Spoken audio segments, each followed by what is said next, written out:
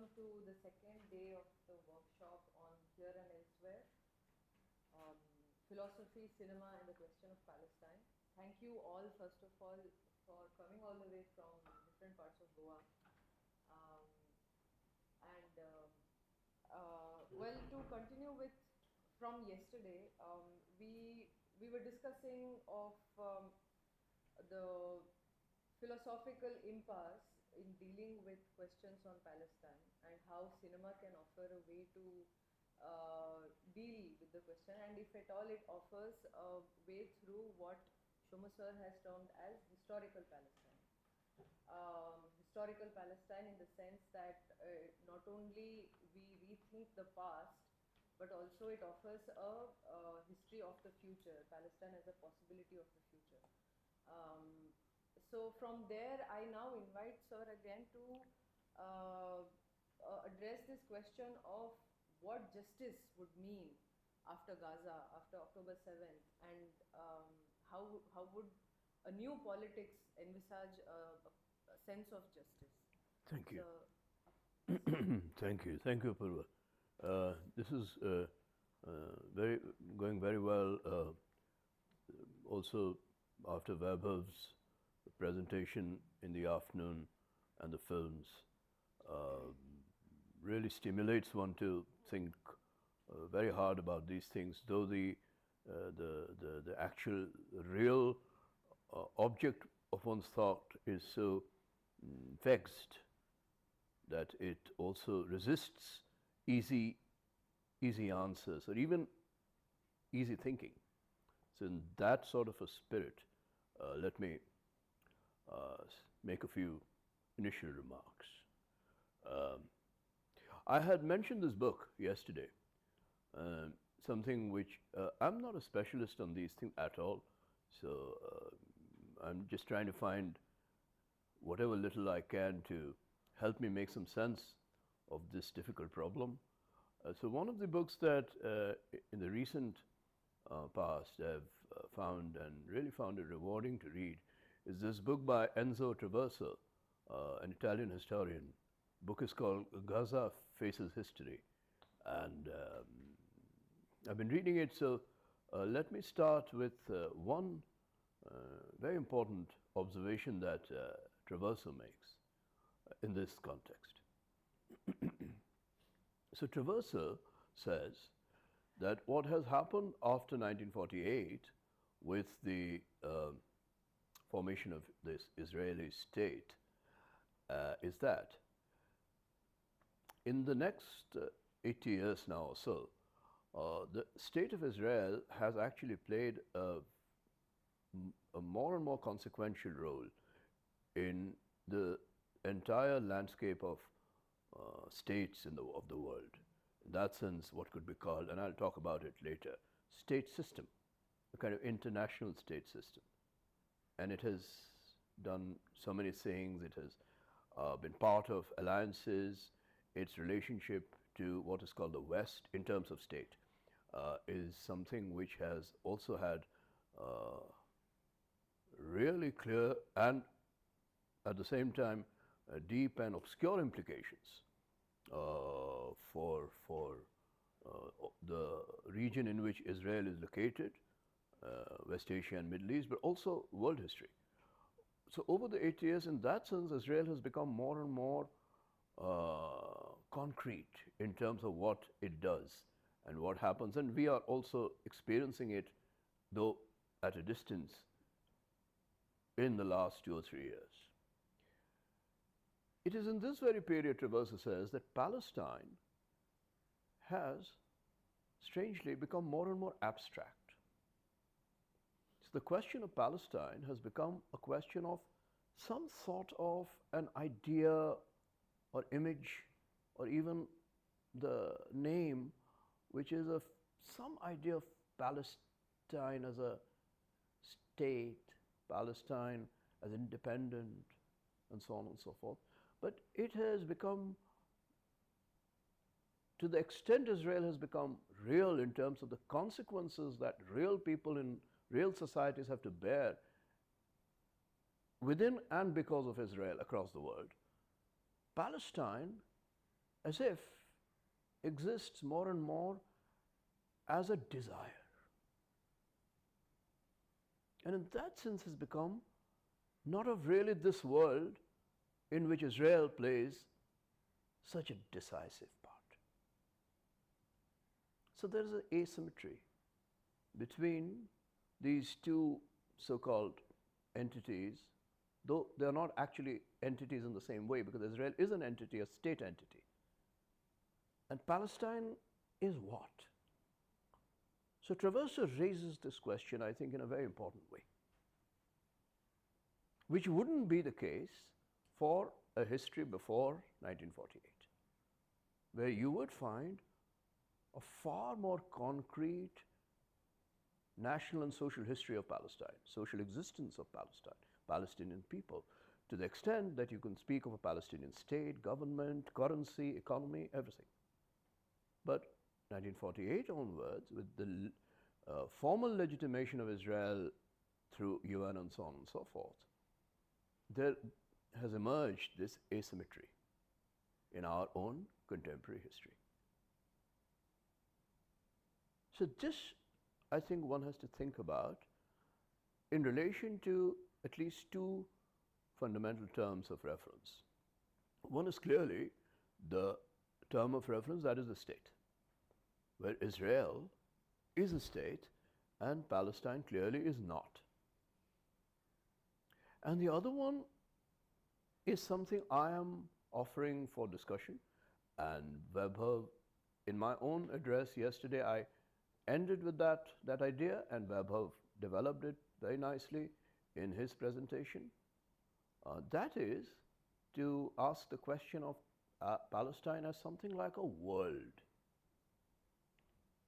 Now, the moment I say world, and I have spoken about this in other forums, and this response has emerged, that if you say world, it almost sounds, it is very poetic, but is it to kind of romanticize Palestine? Romanticize the struggles, real struggles of Palestinian people, their oppression, what they go through.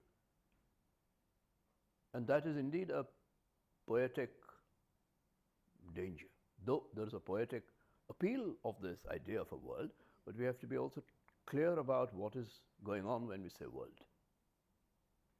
So let me start talking about that, not through some definition, but through some examples. Again, based on my own, in the last 2.5 years, or 3 years almost, my own encounters, both through the media, but also occasionally in person, with Palestinians and the Palestinian question.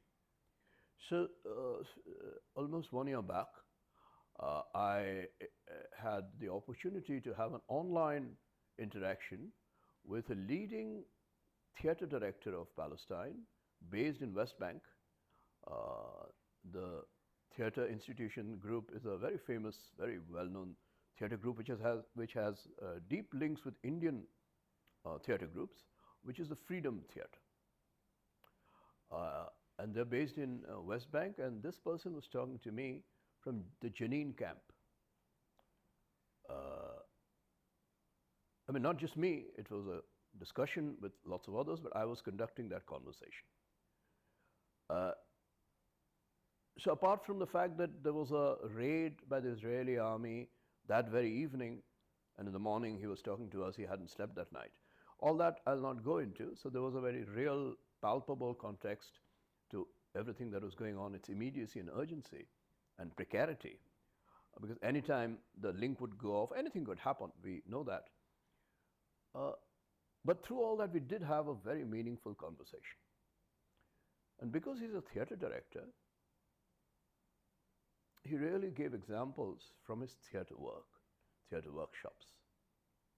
So one example that he gave was with regard to young actors, young boys and girls who, as they grow up, some of them are interested in the theater, and they come to the theater,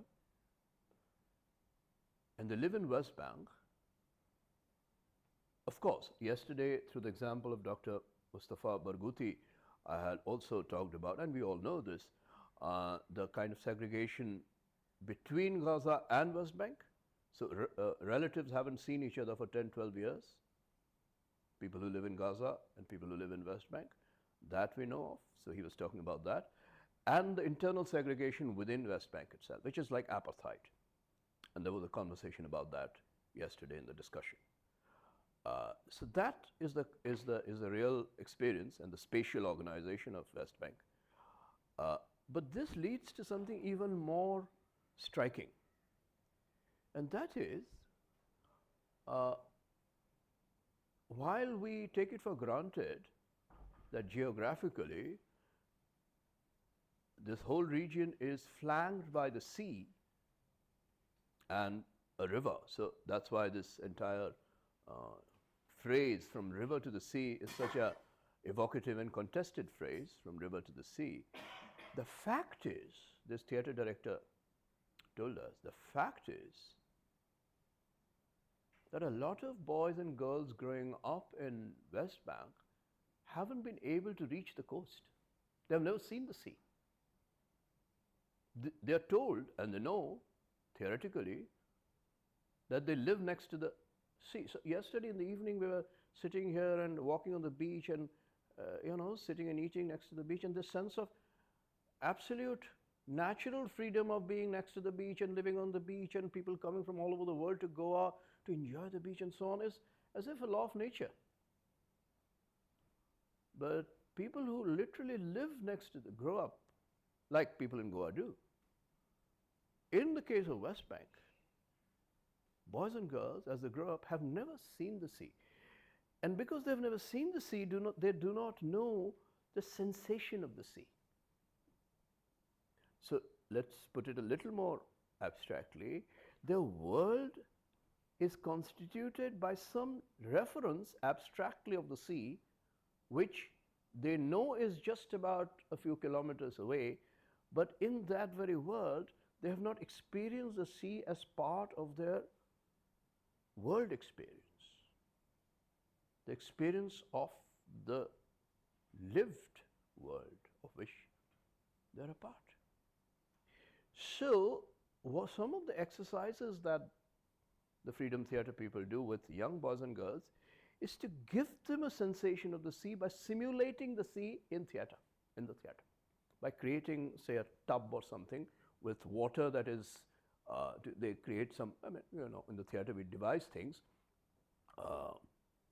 water that has a certain flow and sound, like yesterday. That sound of the sea is absolutely mesmerizing. You can just hear that forever and ever. All that they simulate in the theatre, not for the sake of a play, not for the sake of making a scene for a specific play, but for giving those very people living there, young boys and girls, as they're growing up, a sensation of that reality that is the sea, which is both part of the world and not part of the world. So it is in this sense the notion of world really has to be taught. Something which is there and yet is missing. That is the very condition for their life, and that cannot be lived, because it is excluded from their life, and yet it is the condition of their life, because it determines everything, geographically and politically, their location. I mean, you can think of, just do this mind game with Goa. Without the sea, there is no Goa. But suppose, God forbid, people were excluded from the sea. It is unthinkable. But it would be that broken reality, that you are excluded from that very thing which essentially conditions your life as part of your world. So it is in this inconsistent sense that the question of the world arises in specific historical circumstances. That is really my main idea of the world. So it is not some general poetic idea of the world, nor is it a banal idea of the world that everyone has some world in which we live. So in that sense, a family is also a world. An institution like this is a world because it has a certain consistency within which certain relationships develop, a certain rhythm develops. The world is also constituted by rituals. So that is every day. And then there is also the idea of the world, which is something like a larger structure, what we refer to when we speak of, say, globalization, a global world, that it's one world because we are governed by broadly the same economic system, which sometimes we call capitalism and sometimes a little more specifically, say, neoliberal capitalism. So that is another way of thinking about the concept or the notion of the world. But the third way of thinking about it is, while all of these are also in play, is that the world is experienced as a moment of at its weakest point, at its most fragile edge. In a way, this example from the Freedom Theatre workshop is that something that is missing, and yet in the theatre, as part of some kind of a limited but extremely pleasurable time of play, you are able to restore that world through a fiction. So yesterday, Vaibhav talked so beautifully about cinema in Palestine. That, in a way, it's not just making of the film and how important that is and a record of reality and so on. It's also a space of elusive, fragile play in which some of the experience that is excluded, that is, that you are deprived of, you can restore as fiction. You know? So in that sense, art, cinema, in a fragile way, play such an important role. Because of that real reason, the person who was talking to me in the Jenin camp, that night there was a raid at his house. So that raid could happen any time. So when the raid happens, when a state force enters your house, then the world is broken. The world is shattered. You can't have this conversation. You can't do theatre. You can't do all of this. That elusive little time of play is immediately wiped out. Yeah. So in that sense, when I speak of the world, I mean it in this double sense. On the one hand, this sense of saying that the Palestinians are real people, in that sense they have a history, and a history means a history of society, history of family, history of religion, history of art, all of which are parts of the composition of not just one world, but many worlds. So Palestine is not some abstract idea of, we want a state someday. Of course we do, but we want it because we have a history of worlds. We are part of that history of worlds. At the same time, in the political moment and the real historical moment, when this demand for a Palestinian state or something which, and that we'll talk about, something which is some form of correction and to justice for what they're going through, which is an experience of deprivation, experience of exclusion, experience of suppression, and experience of all of this through modes of different kinds of violences. While all of this is going on,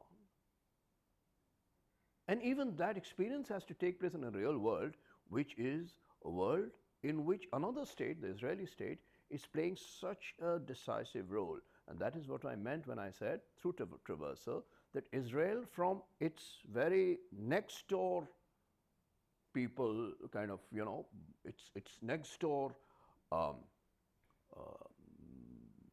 I can't say neighbors, I want to say neighbors, but you see my difficulty. With Palestine, I can't say neighbors, because the sense of neighborhood clearly is precisely what is missing. It's very difficult for me to say what Israel is doing vis-a-vis whom. Within historical Palestine, the ones who are next door, across the border, across the barbed wire in Gaza. Whatever they're doing, it is creating consequences for people in Gaza. So in that sense, Israel is part of that world. So that's why the idea of a world is not a single world. There are many worlds. But at one particular edge, this sort of a cacophony of worlds, some which you want to restore, some which are missing and you want to experience through simulation, and some which you want to change, and change desperately. So it is really this question of change of world, not just world, but change of world, that we need to think about when we speak of justice. Because question of justice must also take place in some world. Is it the global neoliberal world in which we talk of justice? Then justice will mean one kind of thing. Is it justice in a kind of local, provincial, but relatively well equilibrated communitarian sense, which could mean not really something which is part of state, but something which is part of custom. There can also be an idea of customary justice. Or is it the notion of justice in relation to something which is more fundamental, which in a certain vocabulary we call revolutionary, which really means not anything necessarily sensational in the first place, but something meaningful, conceptual, and which is the possibility of a change of world. So really what I want to talk about in relation to justice is this particular border, the border idea, the borderline idea, that from where can we, if at all possible, imagine a change of world between Palestine as it is experiencing itself through these modes of exclusion and violences, and another possibility of a Palestine which will gain a form of some kind of not just justice, but justice as a way which corresponds to a more affirmative idea. Now, that affirmative idea in revolutionary vocabulary has often been heard through such words as, for instance, freedom, and equality, and of course, a new sense of community itself. Ambedkar used to say Maitri, some kind of camaraderie. Each of them being some kind of figures of a changed world. The French Revolution started for the first time politically to speak of something which is only understood in personal terms till then, which is happiness. Can we think of Palestinian happiness? So for me, the question of justice cannot be abstracted from each of these ideas. And at the same time, each of these ideas, as we, from a distance talk about these things, might seem so flowery, so poetic, that we are back to Traverso's diagnosis, that are we making Palestine again too abstract, too much in the air, while they are going through something so real that it's unthinkable, what they're going through. So it is a very difficult exercise, frankly. Very difficult exercise. But we have to try and do it with as much care and empathy, but also with as much analytical openness as possible, historical openness as possible. So that is really the spirit in which I'm going to now speak a little further about the question of justice.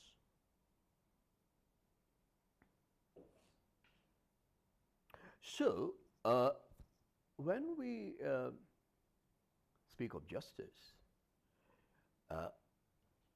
in many a case, and it is also something which immediately appeals to common sense, we speak of justice in relation to something which is already an event, or at least a series of actions, which seem to require or demand justice. In other words, those actions or events that have taken place in the world seem to create some kind of other of justice, something which is not justice. So different thinkers and political philosophers have used different words for this. Injustice is the obvious word, Jacques Rancière, the French thinker, he speaks of wrong, not injustice straight away, because injustice could be a circular idea. Unless you have a concept of justice, how can you evaluate injustice? But so he speaks of a word through a word which is a little more, you know, which we use in ordinary language, that something wrong has happened. Or we can go one notch down and use a little a more procedural word. So John Rawls, who wrote the huge monumental book called Theory of Justice, he speaks of fairness. Not justice in the first place, but justice as created through initially, methodologically, the notion of fairness, procedurally. I'm not going to, of course, go into the details of these theories. What I'm saying is, each of these ideas and words play a key role, but at different levels. Wrong, injustice, unfairness. But broadly, all of them seem to imply that something has happened which we have to correct. So that's why logically we think of justice in the first place as something which could be corrective, rectifying. And to that extent, it is an idea which needs to be tested. It needs to be implemented, exercised in the world. So the question of the world keeps coming back. In this case, the meaning of the world would be obviously something which is a space of a set of procedures which are guaranteed or permitted by something like law. So through some kind of maybe law is a little more formal, let's say regulation, through some kind of a regulatory mechanism, some kind of even if there is no formal, say, court or legal system, even if it's a more in-house system, the in-house system will still have to build, like universities do, build certain kind of institutions, local institutions, like gender justice forums, which is not legal in the sense of national law, but which will have a regulatory mechanism and which will comprise the entire body who are involved in that institution.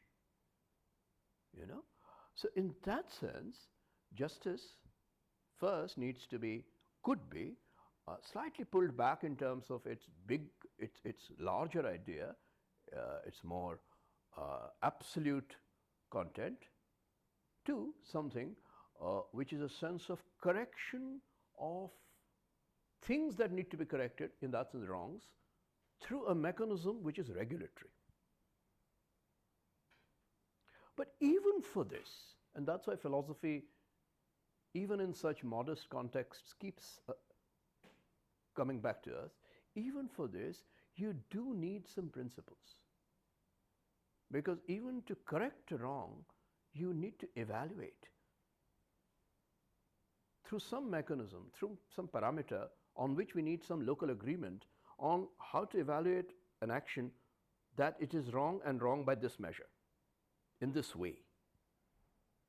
So some principle is necessary. Wrong and right are not self-evident, even though certain things, it seems, are self-evident, as if morality is spontaneous. So you could say this is some things like, what we call barbarism,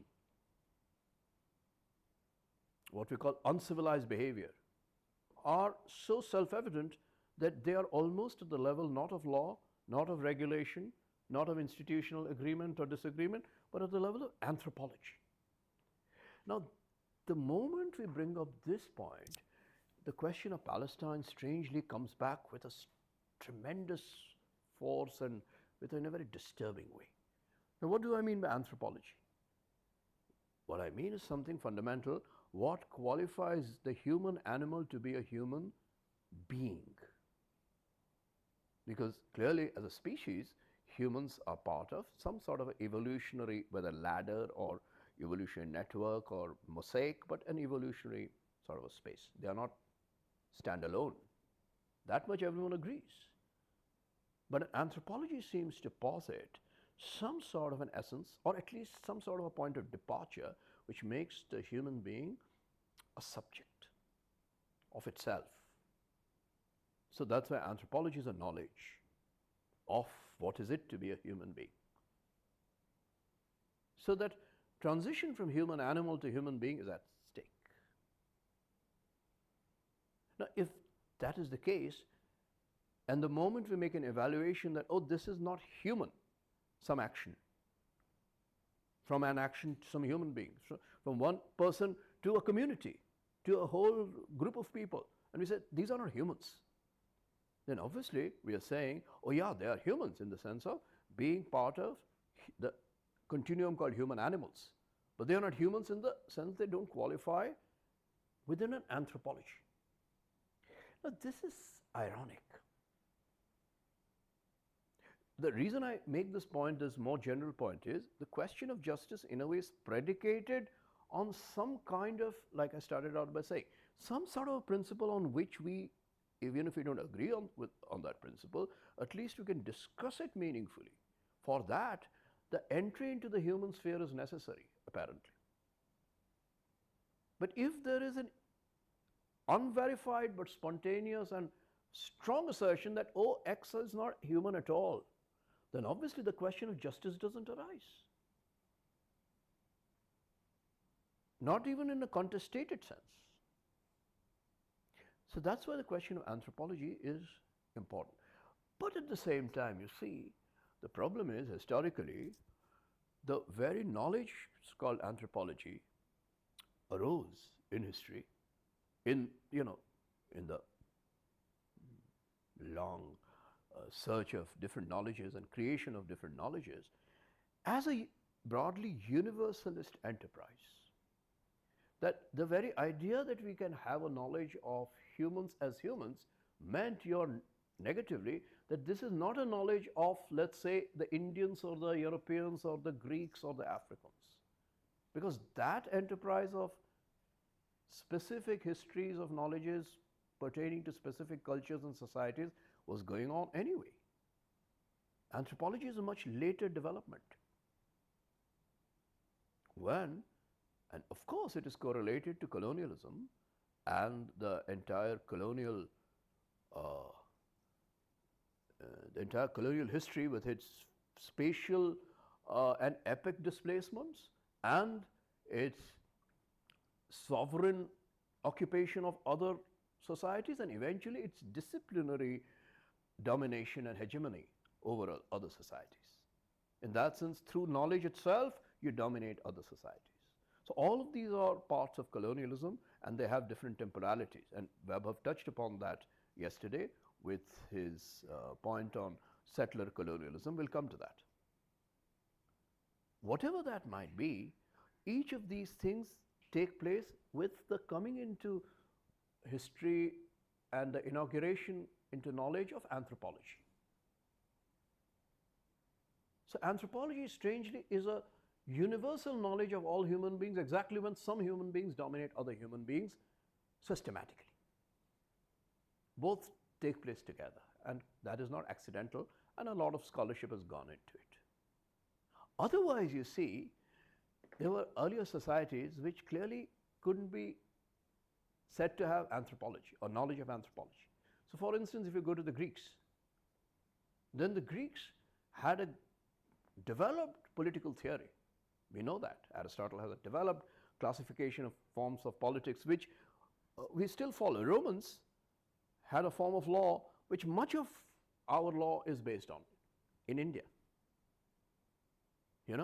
But they didn't have an anthropology, couldn't have, because the very premise of Athens was that they're able to make politics and law and all that because Athenians are the only real cultured human beings. Forget Asia, forget Africa. Even next door Sparta is not human. So the question of neighbor as anti-human, non-human is there again and again and again. This question comes back, and even in our neighborhood this is not missing, as we know. So there you couldn't have an anthropology. Athenians wouldn't say there is anything like an anthropology, because anthropology would mean they would have to accept that even Spartans have to be seen through some kind of a general category of human being. No, Athenians are humans, they are not human. So in that sense, the question of justice, if understood in some real sense of being brought into the sphere of human law, human society, not Athenian society because it is more civilized, or if you want Indian society because India has a bigger greater culture than some other compared society, and so on and so forth. So you can't have a notion that, oh, that society is more cultured, hence they have justice. Justice would mean that because there is justice in a fundamental sense, we can speak of something like shared humanity. So then justice is not referred to only to an unjust act or a wrong act which is perpetrated by someone in a particular locality which needs to be addressed through regulatory means. Justice becomes the very fundamental premise of entering into this discussion of wrong and right, because the notion of justice determines the entry into an anthropology. But because anthropology in real historical terms is contradictory, anthropology precisely is also used as an instrument of discrimination, hierarchy, apartheid, exclusion. Hence, again and again we encounter this violence of this contradiction, that on the one hand we share this fundamental anthropological entry into a sphere of the world which is based on some shared justice, and at the same time with a particular case, as it were, we say, oh, but these people don't even deserve that particular shared principle or shared humanity because self-evidently they are not human enough. They are just not human. Now we know this was in 2023, after 7th October, the first thing that we heard from someone called Yoav Gallant in Israel, a minister, though he's resigned now, was a tweet or a statement which said that these Palestinians are human animals. Now, this is, of course, the statement is a statement of great violence. It's obvious prejudice. What can one say? But it is interesting that he must have thought like that forever, or at least for a long time. But he said it. The important thing is he said it, and it circulates in something like social media, so that all of us know about it now. Now, obviously, he said it with a confidence, based on something which for him is not just wrong, but extreme wrong, radical wrong, which is beyond ordinary regulatory mechanism, which is so wrong that it permits you or even forces you to make a fundamental anthropological evaluation that some people are not even humans, and what is that thing, what is that wrong, extreme wrong, which permits him to do that? Yoav Gallant? Clearly 7th October. 7th October 2023. Whatever happened on 7th October in that border area of Israel with Gaza permits someone who clearly knows things like that beforehand. But he's not saying it in the same way that he's saying it then, and then on lots of others are saying it. But it is what I have called in my work a scenario. So the wrong now is not just a wrong evaluated in terms of principle, that this is something you have done according to this principle, it is wrong. You're also saying it is wrong, it is terribly wrong, according to a kind of picture. According to a kind of, it's real, but you're also recirculating it through a set of scenarios of the mind or the imagination, which of course you also do through other means, including artistic and technical means. Obvious technical means that I have been working with for the last 2 or 3 years at a totally amateur level, but otherwise we can talk about it in a more systematic way, which is media. Now, very early on, after the 7th October occurrences, Israeli embassy, and Israel had started bombing Gaza, Israeli embassy, and within a month, responses had started taking place across the world. Not just in Europe, mind you, some in Asia. So in South Korea, protests were taking place against the bombings on Gaza. The indiscriminate killing of people, children, that had started in the first month. And there were protests in South Korea. Young people, particularly young people, were protesting. So the South Korean Israeli embassy sent out, or circulated again, a video, which was actually not a video of real occurrences recorded, what Webb have talked about yesterday, which could be called documentation, visual documentation through video. No, it was a video which was a created video. It was a video of simulations. Simulations of what? Simulations of analogous attack in South Korea of the one that took place in Israel by Hamas. In this case, the analogy is, suppose North Korea were to attack you, so North Korea is the equivalent of Hamas. And South Korea is the scenario where this attack is taking place as something which is now shot as a simulation video. And that was circulated by Israeli embassy as part of their propaganda, or their kind of, from their side, their reminder that, look, we have suffered a wrong which you could also suffer. Now the question is not that we have suffered a wrong for which we are asking of some kind of fairness, if not justice. They're saying this is a wrong which actually can be not just experienced as a wrong through the principle of what is wrong and what is right, but also something which can be experienced as a set of vicarious sensations.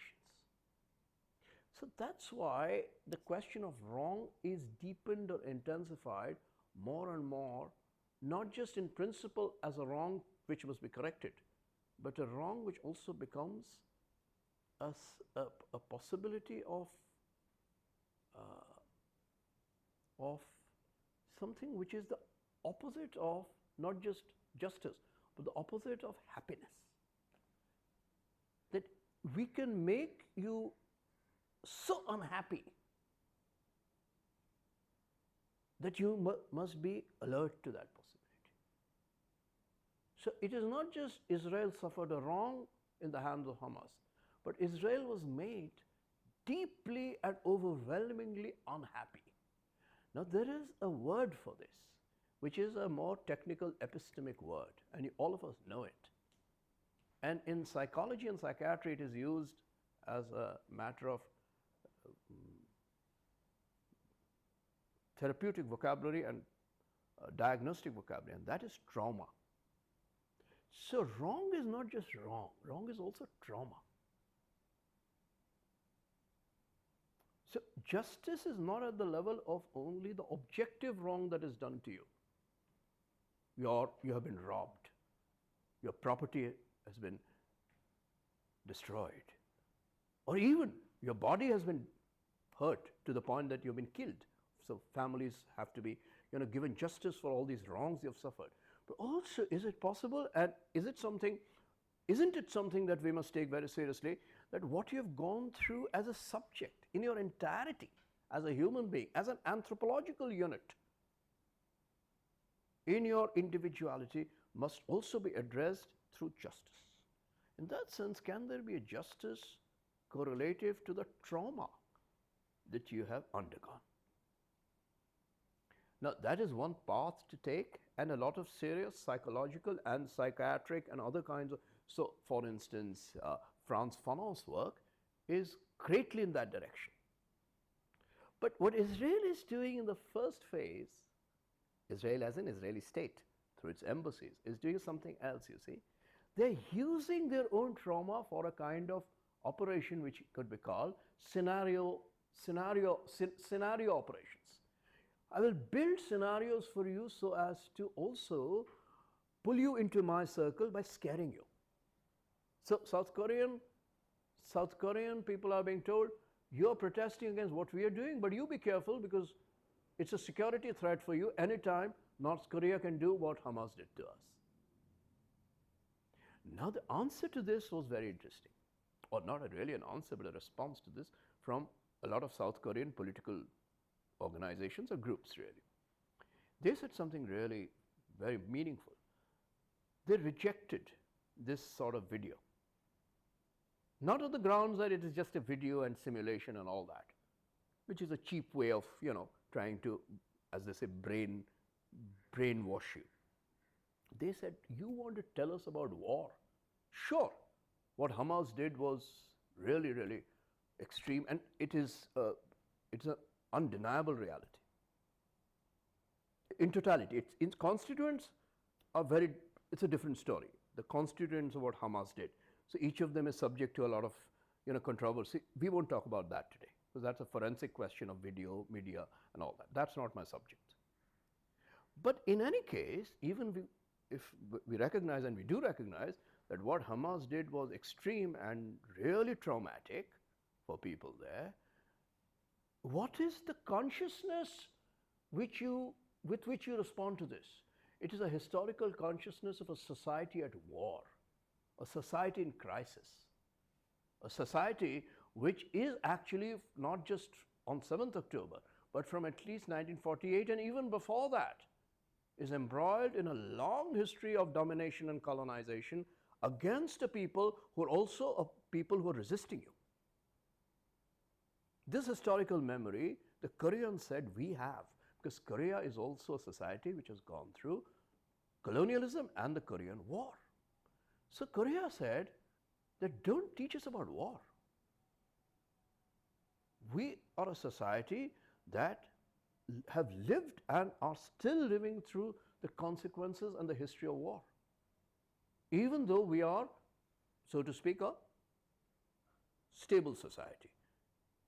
And if you translate stable society into neoliberal global terms for a strong economy, or at least a sort of modern economy like South Korea, then you would say we are a happy society. So what Israeli embassy was appealing to in South Korea was they obviously wouldn't have done the same thing with some other less developed societies. But with South Korea, they were appealing to this taken for granted happiness. That you're a happy society, you're a consumer society. You're a society well integrated into the global world of capitalism. And look, they spoilt it for us. Hamas spoilt it for us. We were a similarly equivalent happy society. And they spoilt it for us. So trauma is cheapened to loss of happiness. Yeah, now it could happen to you too. So what are you doing? Why are you protesting against us? We are a forewarning to what can happen to you, and so on. The answer to that is far more serious. And they're saying no. Sure, if happiness is to be measured by a particular parameter of neoliberal, availability of goods and services meant for consumption with a certain level of income and so on, yes, Israel and South Korea are relatively comparable. That's in the short duration.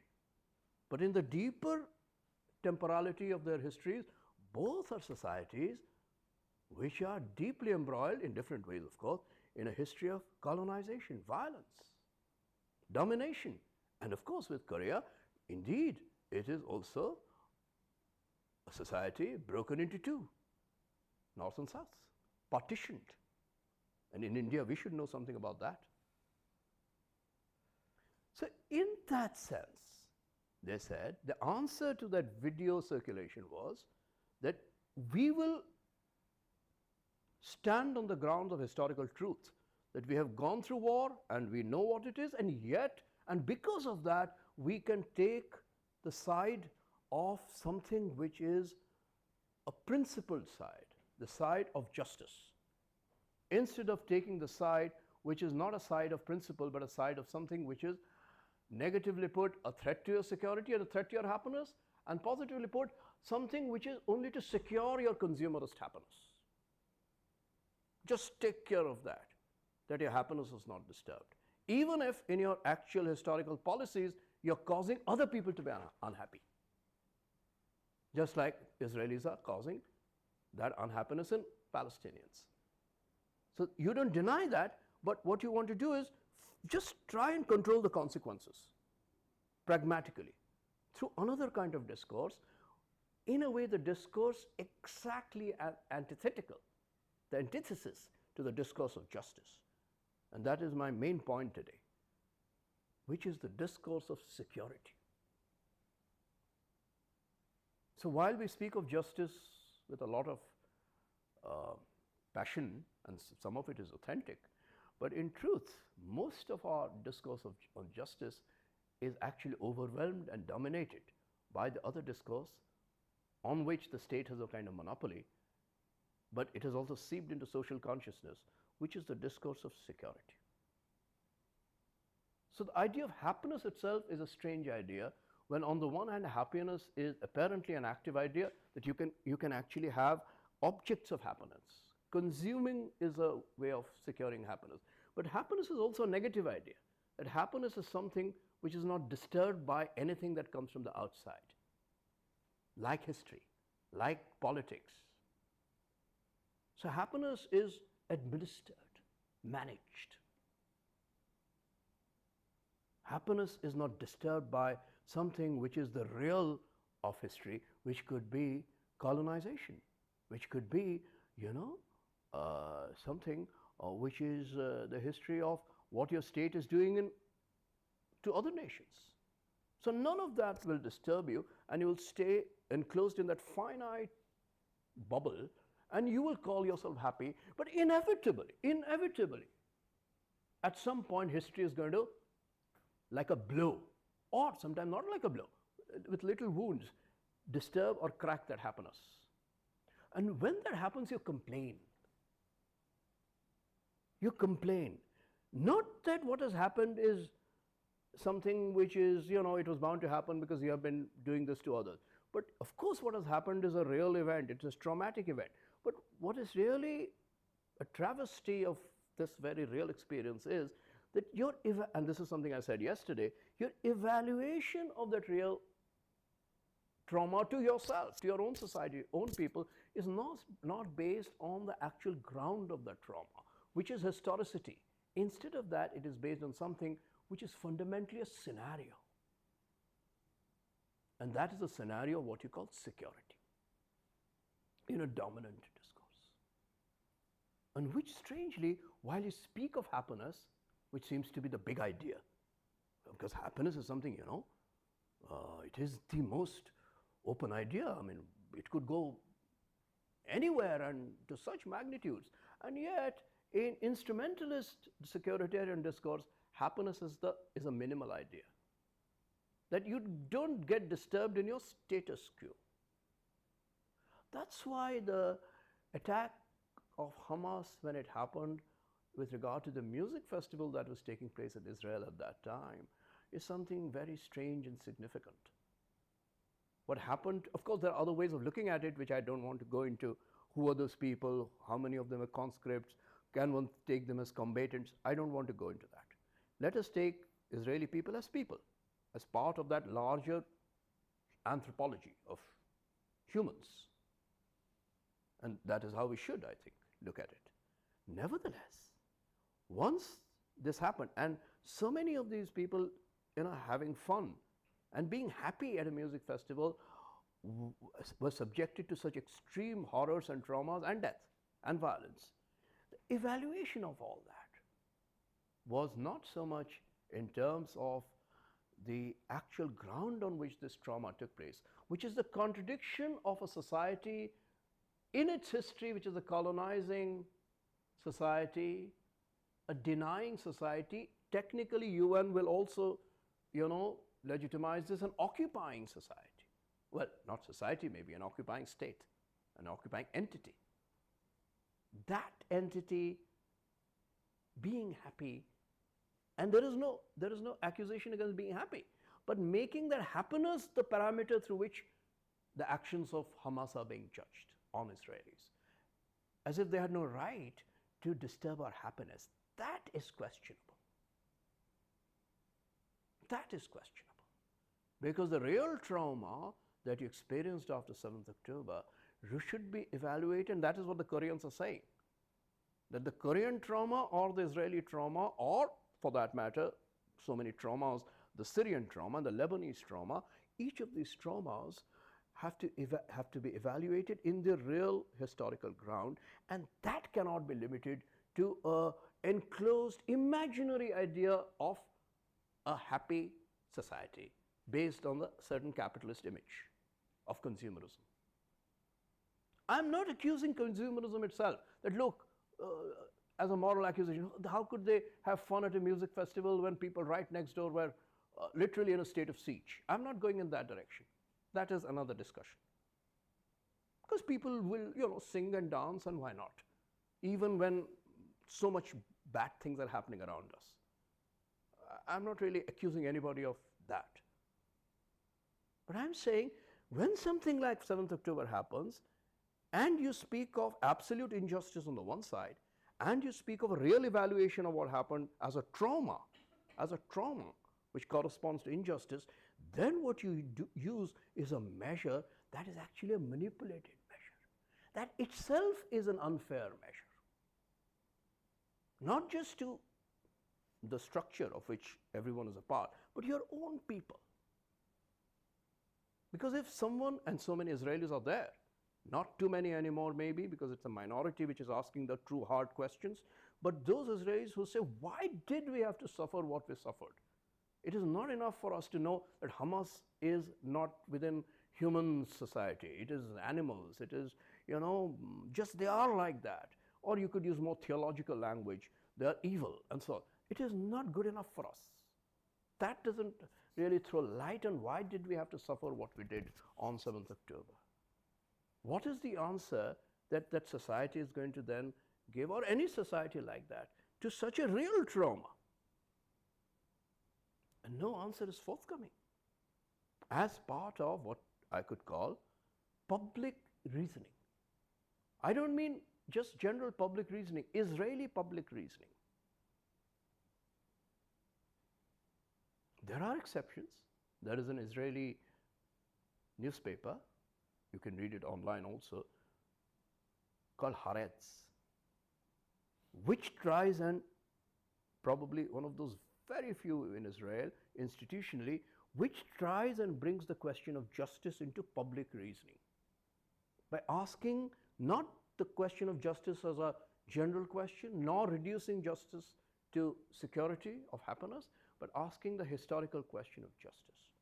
That what is it in history that has taken place over these many years that has opened us up to the possibility of such trauma? And if we are able to ask that question of ourselves, then we must open our eyes to the ones right next to us, to that neighborhood for which we can't think of them as neighbors. And then maybe we can think of a shared investigation into trauma of a continuum, which we geographically call Middle East, West Asia, Palestine, Israel, and so on and so forth. Now, this is, I think, the most important both need of thinking and an impasse of thinking, a kind of blockage of thinking that is taking place at the level of this discourse, or these terms of discussion that are statist, securitarian, preventive. So you see, remember, these are introductory remarks. I've not even started talking about justice, and I will briefly towards the end, because I think this initial clearing of the ground is itself so difficult that simply to talk about justice programmatically might not be such a helpful thing. You see, even after the hostages, even now I think three hostages' bodies are still awaited. But the rest of them, living and dead, have been returned. And Palestinian bodies, IDF is returning. All this is going on. So what are the Israelis saying? Exactly the same thing the Israeli state government is saying. Exactly the same thing which, as a matter of general historical speech act, post-Holocaust, what happened to the Jews in the hands of Nazis in Germany was said. And it is generally said with every, including India with partition. It is every time a trauma takes place at that magnitude of history. And that is the announcement, the Historical Speech Act, never again. Never again, no? Now, this is a very strange thing. You have to hear this slogan very carefully. At one level, it's obvious that something that is so traumatic, so painful, so murderous, this we will not let it happen ever again. And it makes total sense. But the trouble is, when you say it also as if it is an act of will. We can will it not for it to ever happen again. Even that makes sense if you will it at the level of some kind of collective humanity, all of humanity, with no exceptions. We will not let the Holocaust happen ever again. And so today, if you say, we will not let Gaza happen ever again, the trouble is, the moment you say that today in living history, you'll have one voice from another side saying, no, the first thing to say, we will not let 7th October happen ever again. And another side will say, no, first you must say, we'll never let Gaza happen ever again. So immediately we are faced with the reality of dissensus, consensus breaking on that very thing which was a matter of universal anthropological clarion call, never again. Which means our wills are divided. My collectivity is saying we will this to never happen never again, and another collective will is saying we will prioritize that to happen never again. The moment you say your will is divided, the next question which arises is that what is the form of that will? Objectively, what form will that will take? In most cases, the form which that will takes is a form of a state, form of an organ which has some kind of official and organic power. Power of military, power of force, power of police, and also power of something which is forensic power. So a kind of investigative power, police power, a judicial power, who have the legitimacy to tell us who is at fault and who is not. A kind of organ of justice. Mostly it is called law. So all of this put together becomes a state. But unfortunately, we have already seen the premise of this. There is not one state here. Already many states are saying, we will not let Gaza happen ever again, we will not let 7th October happen ever again. So the never again is not shared. And the organ to make it never happen again is become not an organ of real investigation into the grounds of why that thing happened in the first place, so that we investigate it to the point that we can think of the regulatory and other measures that it never repeats itself. Instead of that, it becomes a direct scenario that if such signs were to arise that 7th October is going to happen, we must block those signs, or we must act on those signs, which means basically what? That we must act as a smarter security service, not as a more thinking subject of public reasoning, which includes Israelis and Palestinians and Syrians and Indians and Americans and everybody, so that we are able to exercise public reasoning and analyze why did this happen such that it never happens again. Instead of that, we say that our organ of knowing the signs, they are planning one more attack, we must immediately act upon that so that the next time this doesn't happen. And what has history shown? It nevertheless happens. Not in the same form maybe, in another modified form, but inevitably it happens. Somewhere or the other, and you are back to square one. And every time it happens, you say never again, even more loudly. This vicious circle is something I think we really need to really need to, you know, meet with, look into its eyes and think about it very seriously. Because every time we kind of subcontract, delegate the question of public reasoning to some form, mostly it is the state. And the moment we delegate public reasoning to the state, it doesn't remain public reasoning. It becomes an act of securitarian, strangely, privatization. But the trouble is, what other organ can they think of? What other possible way of doing this can we envisage? Who else will do this for us such that it never again? And we are not able to go beyond the state in most cases. We want to improve the theory of the state, the practice of the state, through improving what we call practice of government. Make it more reasonable, more, you know, transparent, and so on and so forth. But it has its limits on the one side, and moreover, it eventually is a work on the state, not in the first place on the subject, that is, that universal anthropological idea of the people. It is delegated, it's subcontracted. And the moment it is that, there is a division. So this is really a problem which we are encountering in our times in a very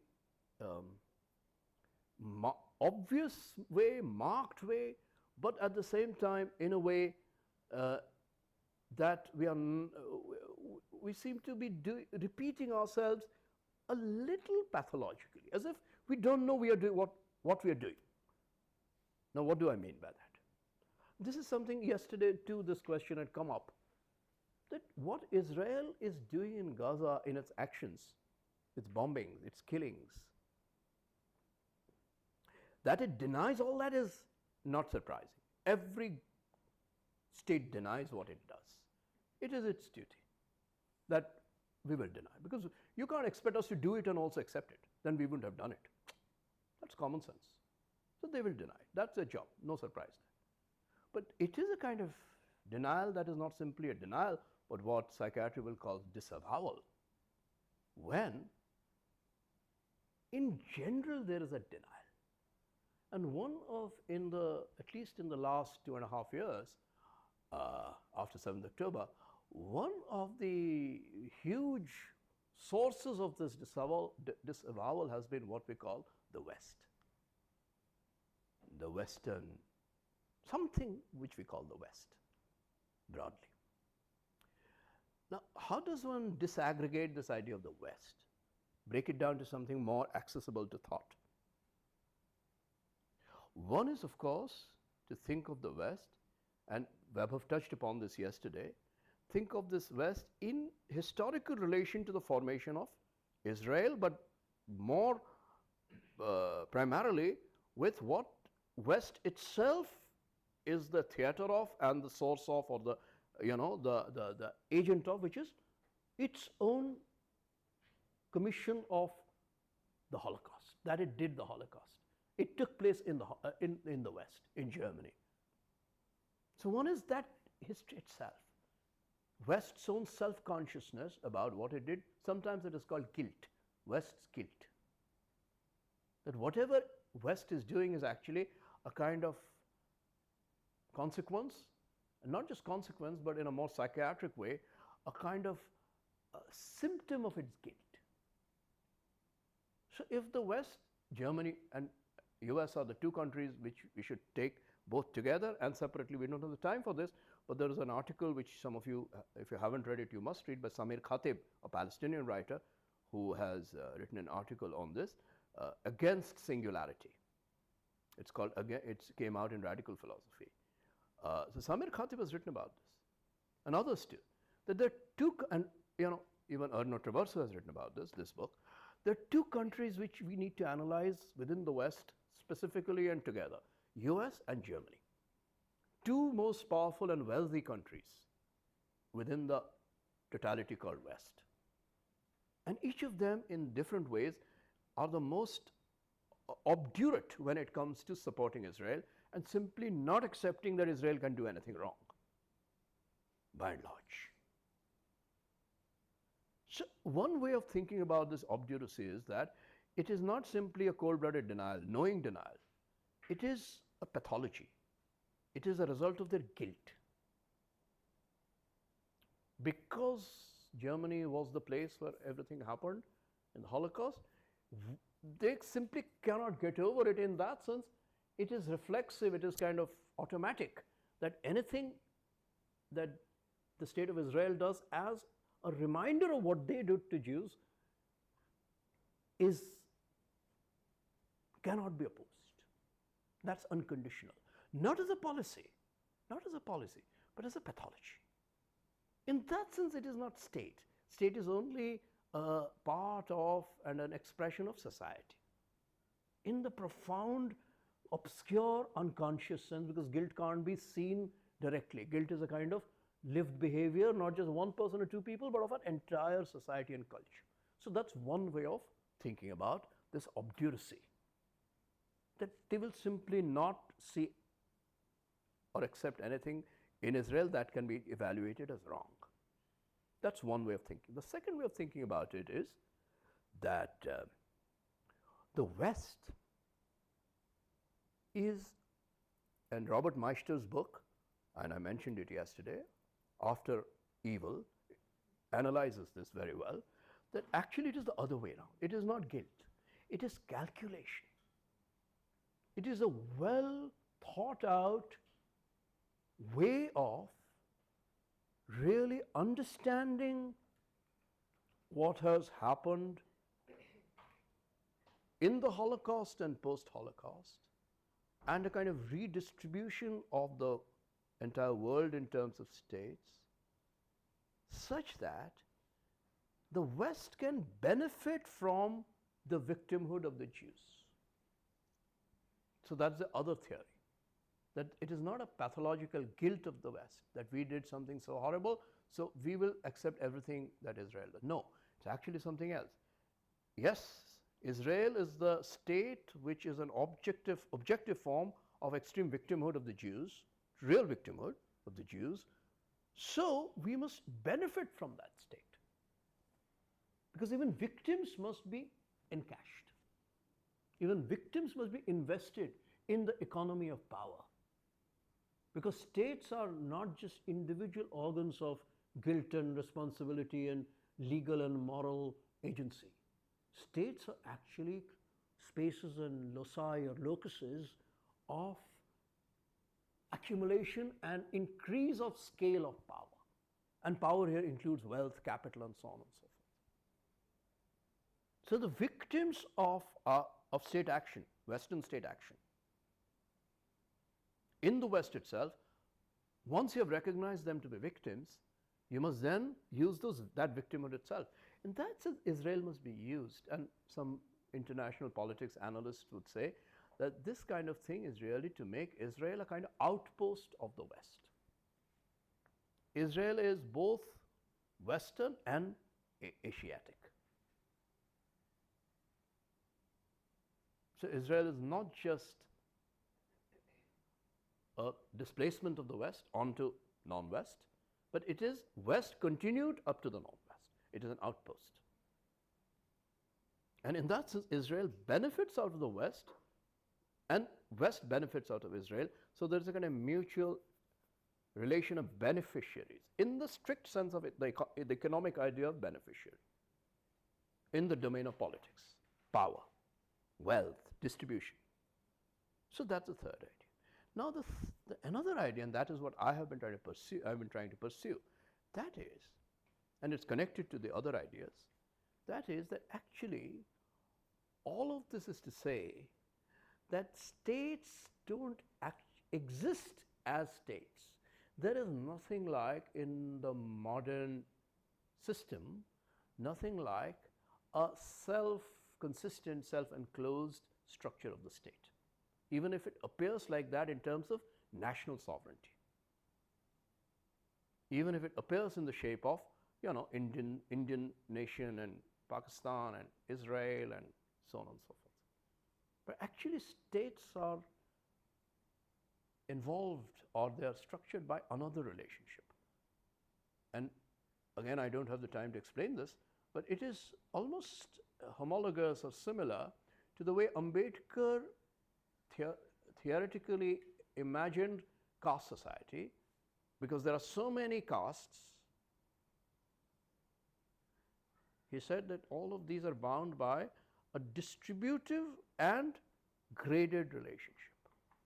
So it's the same substance that is distributed from larger enclosures to micro and even more micro enclosures, but it is a kind of continuity with dispersion. In a way, modern state system is like that. It is not an equal distribution between states of isolated sovereign states, though the theory of modern sovereignty seems to say that everyone is equally sovereign. But somehow the theory of sovereignty doesn't help us understand real actions on the ground.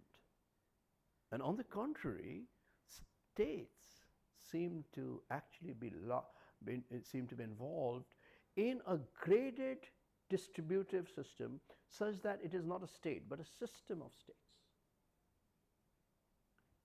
within which Israel seems to have a specific kind of a position and function. This is what Robert Meister calls Israel, with regard to Israel as a laboratory state.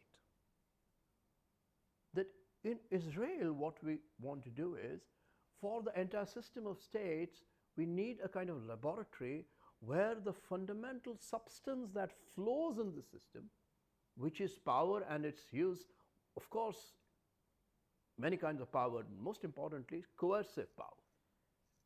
And states are based on some minimal consensus on a particular kind of coercion that we call legitimate coercion.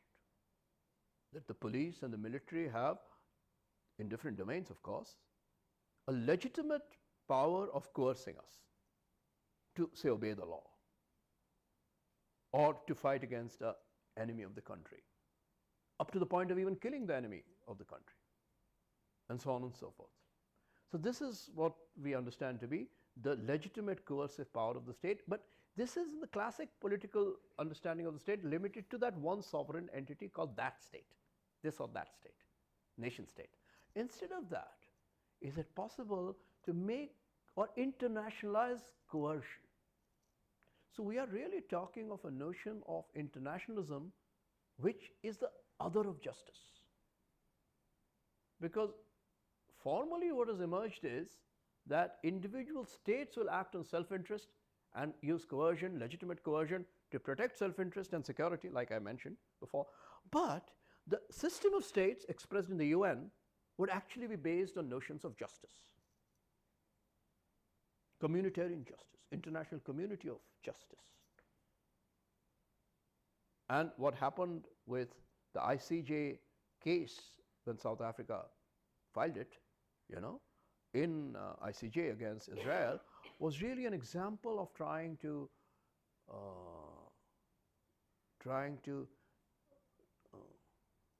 see how far is that shared principle of justice actually exist, how far does it actually exist. And we kind of came halfway with ICJ. On the one hand, ICJ said yes, there is a possible case for genocide. On the other hand, everyone more or less agrees that the eventual verdict of whether there is a genocide or not will be postponed indefinitely, that verdict. So what the ICJ case did was it opened up a global discussion on something which it was very difficult to discuss till then, which was genocide and Israel. Israel as a state which does genocide. So it became a public discussion.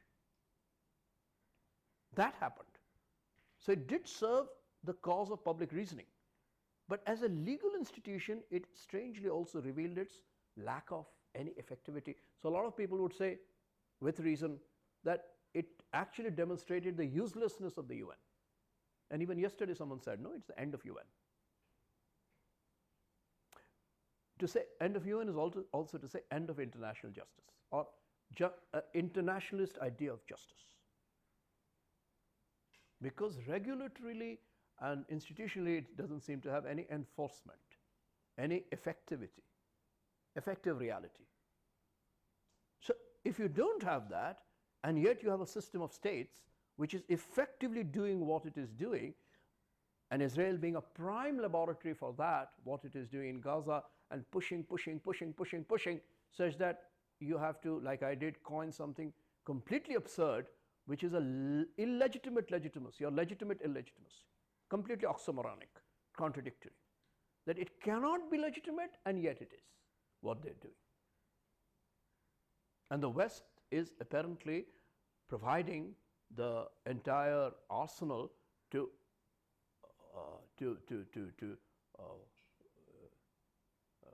really consolidate this oxymoronic phenomenon.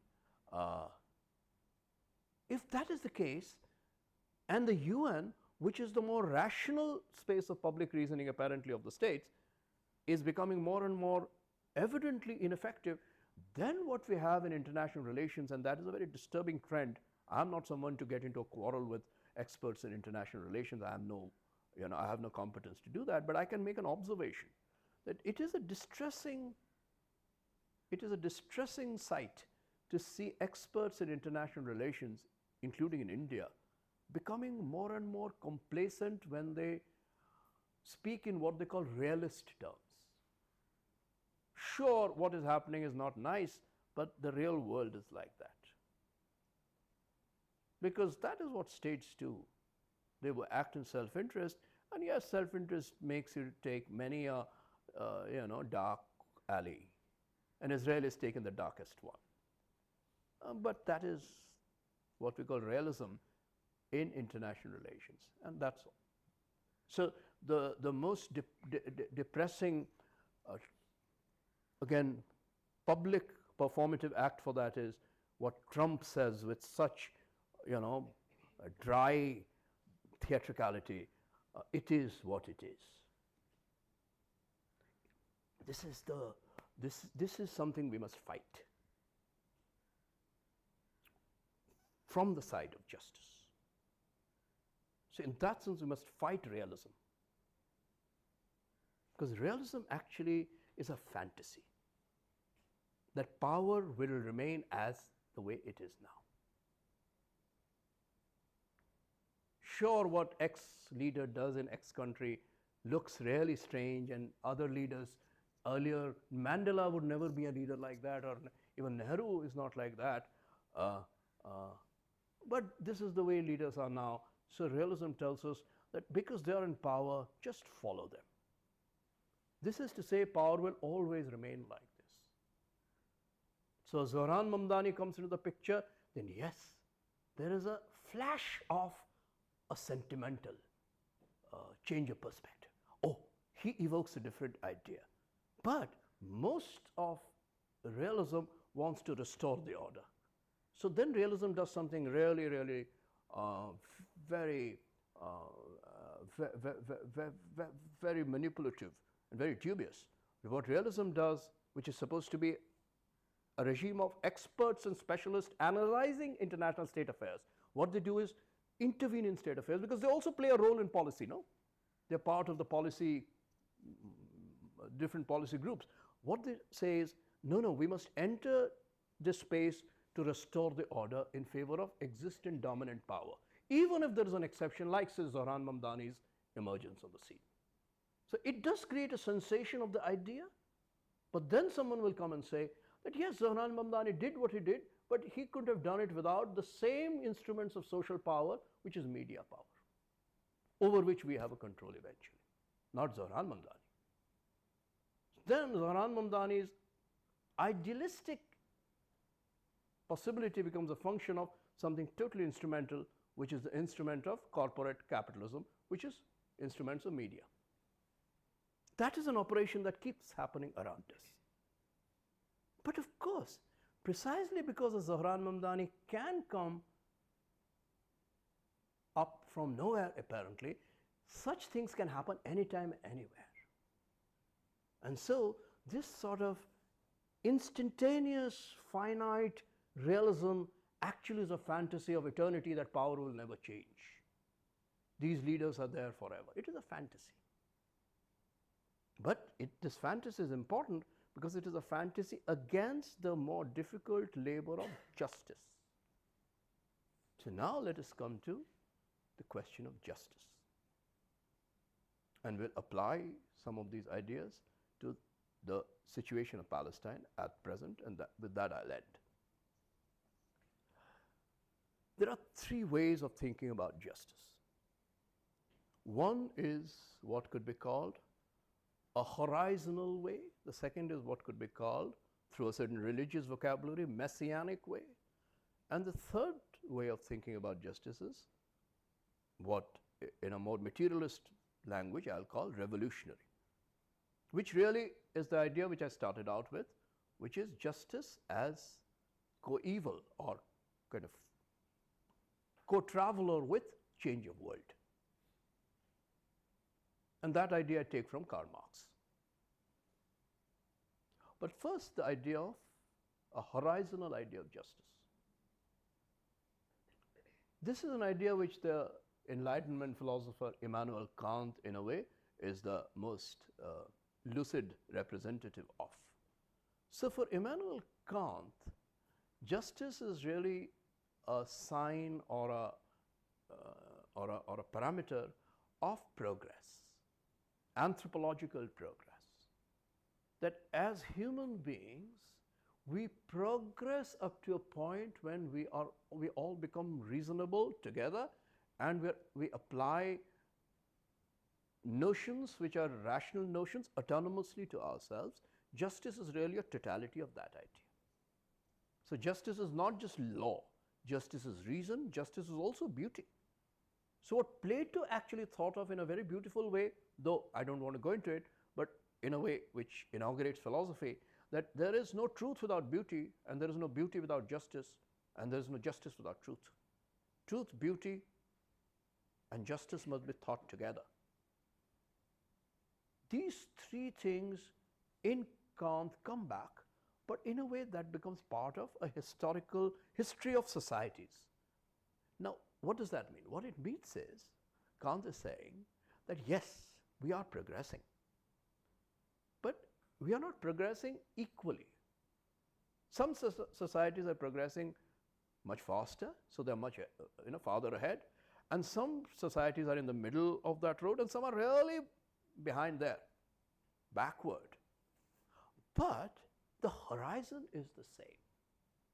We are all progressing towards the same horizon. And what is that horizon? Well, in terms of ideas, it is a horizon of philosophy, that is. It is an idea of, call it enlightenment or progress, it's the same thing. But in terms of objective political and social form, it is indeed the horizon of a state. A rational, autonomous, legal, moral state. A state which is a form of expression of the self, that is self-determined. It is a function of self-determination. But of course, the state itself will act through many individual bodies, and many of them will have a corporate shape. But the horizon of the state is public. So if I criticize the state, I can do it as part of public discussion. But if I'm acting within the state as, say, an officer of the state, I must obey the law. Even if my own understanding tells me this law is not a good law. This was Kant's contradictory kind of moral dictum, that we must criticize everything that takes place in the public domain, but in the corporate individual domain, we must follow orders, do our duty. But the hope was, and that's why Kant speaks of hope, the hope is that sooner or later, the private and the public will merge in a kind of rational harmony. There won't be this contradiction between one and the other. The trouble is, how long? How long? This is what the Palestinians are asking. Because, in a way, UN is the application of Kant's thought. Kant is the one who first spoke of, as a Western philosopher, of what is called perpetual peace. How to make neighbors not fight each other. Because here a very real understanding of what neighborhood is. That don't think neighborhood means friendship. Neighborhood can also mean conflict. Because if you're too close to each other, you tend to also think of each other as a threat to each other. Literally, bodily sense of danger, because you're too close to each other. So neighbors are also naturally inclined to look at each other as threats, as it is possible for them to be friends. So in a way, we have to build mediations within the nearest. You see?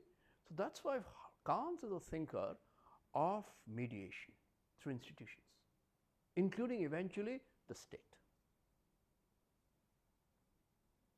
So the state becomes a figure on the horizon of something like an objective form of rationally determined autonomous laws which you all agree to make and follow, with internal arguments, of course, because things keep changing, sure. But all that must be done in the spirit of public reasoning, not through private interest. The trouble is, and Kant is, of course, someone who is writing in the colonial period. So he is himself saying that, oh, these colonized people, they are not educated. He spoke very badly. He was a terrible, terrible, prejudiced man against non-Westerners. Horrible stuff he wrote. But he did say that eventually they are also capable of emancipating themselves from their present state. So for him, injustice is not an idea of what someone else does to you. Injustice is what you do to yourself. When you are not educated and act prejudicially, then you act prejudicially towards yourself. So you're committing injustice against yourself. In a way, in a completely, kind of roundabout way, Ambedkar's lifelong campaign of education was also an effort to, while attacking those who are the real source of injustice in caste society, which are the upper castes and their forms of power, but he was also saying we must educate ourselves not to act prejudicially towards our own selves. In that sense, treat ourselves with dignity, and education is a means of that. In that sense, he was also very close to Kant. Though, of course, their real passions were very different. Kant was a colonial thinker, and Ambedkar was a free thinker. But that idea was the same. That we can do all that once we have really built something like a certain kind of equalization of historical spaces across to reach the same horizon. But because in actual history things are so fraught and so unequal and so asymmetrical, this horizon keeps shifting. So today, if you apply that to the Palestinian question of self-determination, Palestine as one state, autonomous state, self-determined state, there are two things you must keep in mind. One is the horizontal idea, which looks unlikely but possible. So you see, with Palestine as a state, you are not saying it is impossible. No one is saying it is impossible. Even Netanyahu knows it is not impossible. Israeli ministers who are otherwise so strongly opposed to the idea, no, it is a possible possibility. It is possibility that Palestine can, in some future become a state. But that possibility, the possibility is real, so the tactic must be to postpone that possibility, keep shifting it, keep sending it wayward, give it some wrong path, divert it through emergencies. What is the way of suspending horizons? By making an immediate emergency. If there's an emergency, a war, a COVID problem, let's say when the virus thing happened, then you can't talk of self-determination. So keep inventing or creating or responding to emergencies so that the horizon keeps shifting or displacing. That's one tactic. The other one is speak about it as an idea, but keep it abstract. What Traverso is talking about. That yes, you talk about it, but talk about it as an idea. Not as a state actually, but as an idea.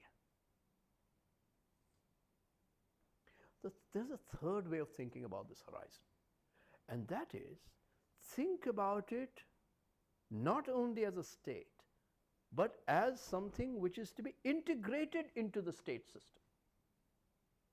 Because you see, with Palestine we have, after all, a very strong presence of Palestine now in our discussion.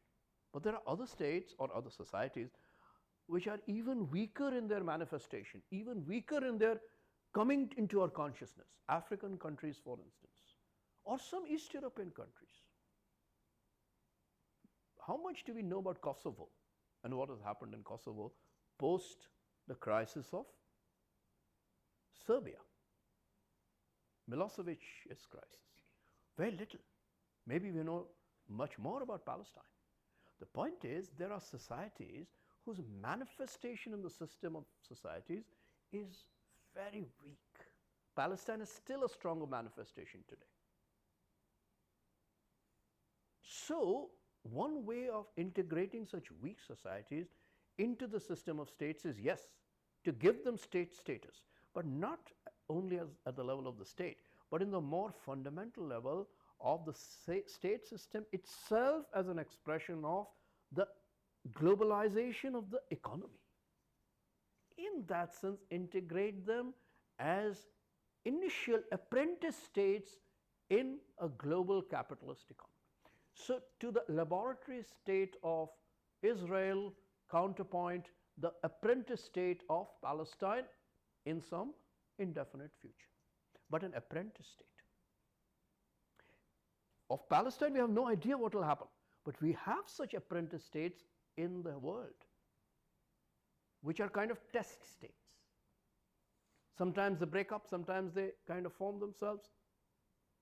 And some of the states have their own internal rich histories. I was in Bangladesh recently, and Bangladesh is a society with great autonomy, and yet it is, the way it is going through its current history, it is indeed in the nature of a test state, a test ground for the state system.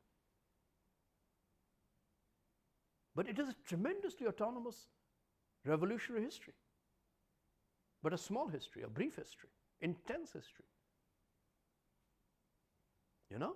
So the question of the state has to be inserted both into a system of states, but its differential historical intensities and specificities also need to be normalized in this horizontal slow space into something which is also the horizon of capitalism. Because you see, it is quite interesting. When we speak of Palestine, do we ever ask this question?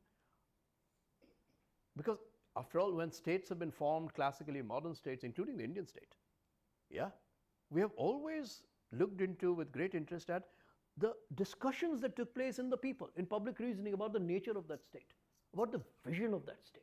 No? Do we make a democratic state? Do we make a communist state? Do we make a kind of in-between state which is social? Do we make it more individualistic, federal, like America? Or do we make it more centralized? All these discussions take place. We don't ask that question of Palestine. Forget that, we don't even think what Palestinians would be thinking in terms of the vision of their state. We say state. Yeah? But actually you find that the history of actual states have been, in the classical emergence of the modern state, manifestations of political struggles against the injustice of colonialism, against the injustice of some kind of predatory capitalism and so on and so forth. So in that sense, states have also been the expressions of an aspiration or a desire for justice. It is true. So when Palestinians make an appeal or demand and they fight the resistance against something like the denial of self-determination, then yes, there is clearly a passion of justice there. But we don't ask ourselves that what are they saying or what could they be saying about the objective form of that justice in what kind of state, because the moment you do that, you will do two things. One is, you will accept some real temporal horizon that within 5 years we have a plan such that Palestine will become a free country. That they dare not accept. More importantly, the moment you say that let the Palestinians' vision of the state come to us, you're giving them the possibility of choosing a vision which is possibly a danger to your state system, a threat to your state system. And to that extent, the vision, the horizontal vision in today's time, the Kantian horizon of the state as a figure of justice, self-determination and justice, remains formally so, and UN gives it that kind of a shape. Yeah? But in real terms, in historical terms, there is what I will call a normalized vision of the state. And everyone is meant to or obliged to, or at least is control or attempted to be controlled by that vision, that normalized vision, which is fundamentally a state, whatever be that form, commensurate with a certain kind of global capitalism. So this is the first way of thinking of justice through the figure of the state. The second way is to think of the figure of justice through what I'll call a messianic, not a horizon, act of justice. Now justice is to be thought of as an act. So justice is really not to be thought of as a form to reach in terms of institutions and regulatory bodies and a kind of harmony of social forms taken together with a certain state form governing it, which is a kind of government, good government. But justice is to be thought of as a radical break in time. Walter Benjamin, the German Jewish philosopher, used to speak of this as a philosophy of history. So justice is the same thing as a new philosophy of history, where history has really to be thought of in a new way when it is thought through the thinking of justice. But that can only happen in a way that makes the question of justice immediate. Now, this immediacy of justice is obviously very tricky.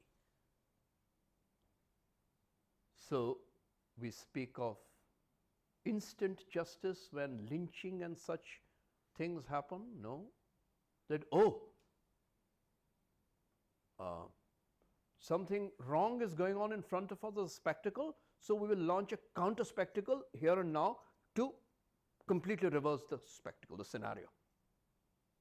But the trouble is, when we speak of instant justice, and cinema is the ideological, popular cinema is a kind of ideological mechanism of representing or building a kind of pleasure of seeing instant justice and so on and so forth. When we use the term justice, we are actually using it in a way that is not rigorous. Who is to say that this instant act is not a private act, which is as much an act of something which is a private pleasure, which is an act of the pleasure of vengeance, pleasure of revenge, and not justice at all in the way justice is thought of something through common shared humanity, but it's something privatized.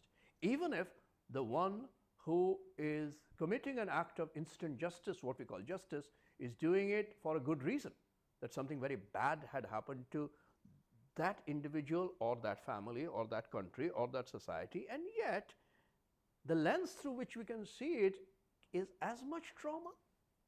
So you see, one of the things that happened in Israel recently is very interesting. I followed the interview of a negotiator called, a very interesting, pretty, one of advanced age, a senior negotiator of a Catholic priest actually from Scotland, Oliver McTerman. He used to be a negotiator between Hamas and Israel, even in the earlier incidents that happened when Hamas kidnapped, took hostage one Israeli soldier, and against whom there was an exchange, and Yahya Sinwar was released from an Israeli prison during that initial negotiation. Yahya Sinwar, who is said to be the mastermind behind October 7th when he was killed, he was released actually in the first negotiation in which Oliver McTerman was the negotiator. So in an interview, Oliver McTerman said that, look, as a negotiator, my entire position is one of absolute transparency, both vis-a-vis Hamas and Israel, so that Hamas knows what I say to Israel and Israel knows what I say to Hamas. So to that extent, I am someone who is in a better position to think of what would be a good decision on hostage negotiation. So this is not about government policy, it is about hostage negotiation. Now, someone would say, but why not someone who is in Israel and who is actually suffering the consequences of hostage taking? He says, no, you see, that person is not a good decision maker because a traumatized person is not a good decision maker. And that is a rational methodological point. A traumatized person is a traumatized person, indeed.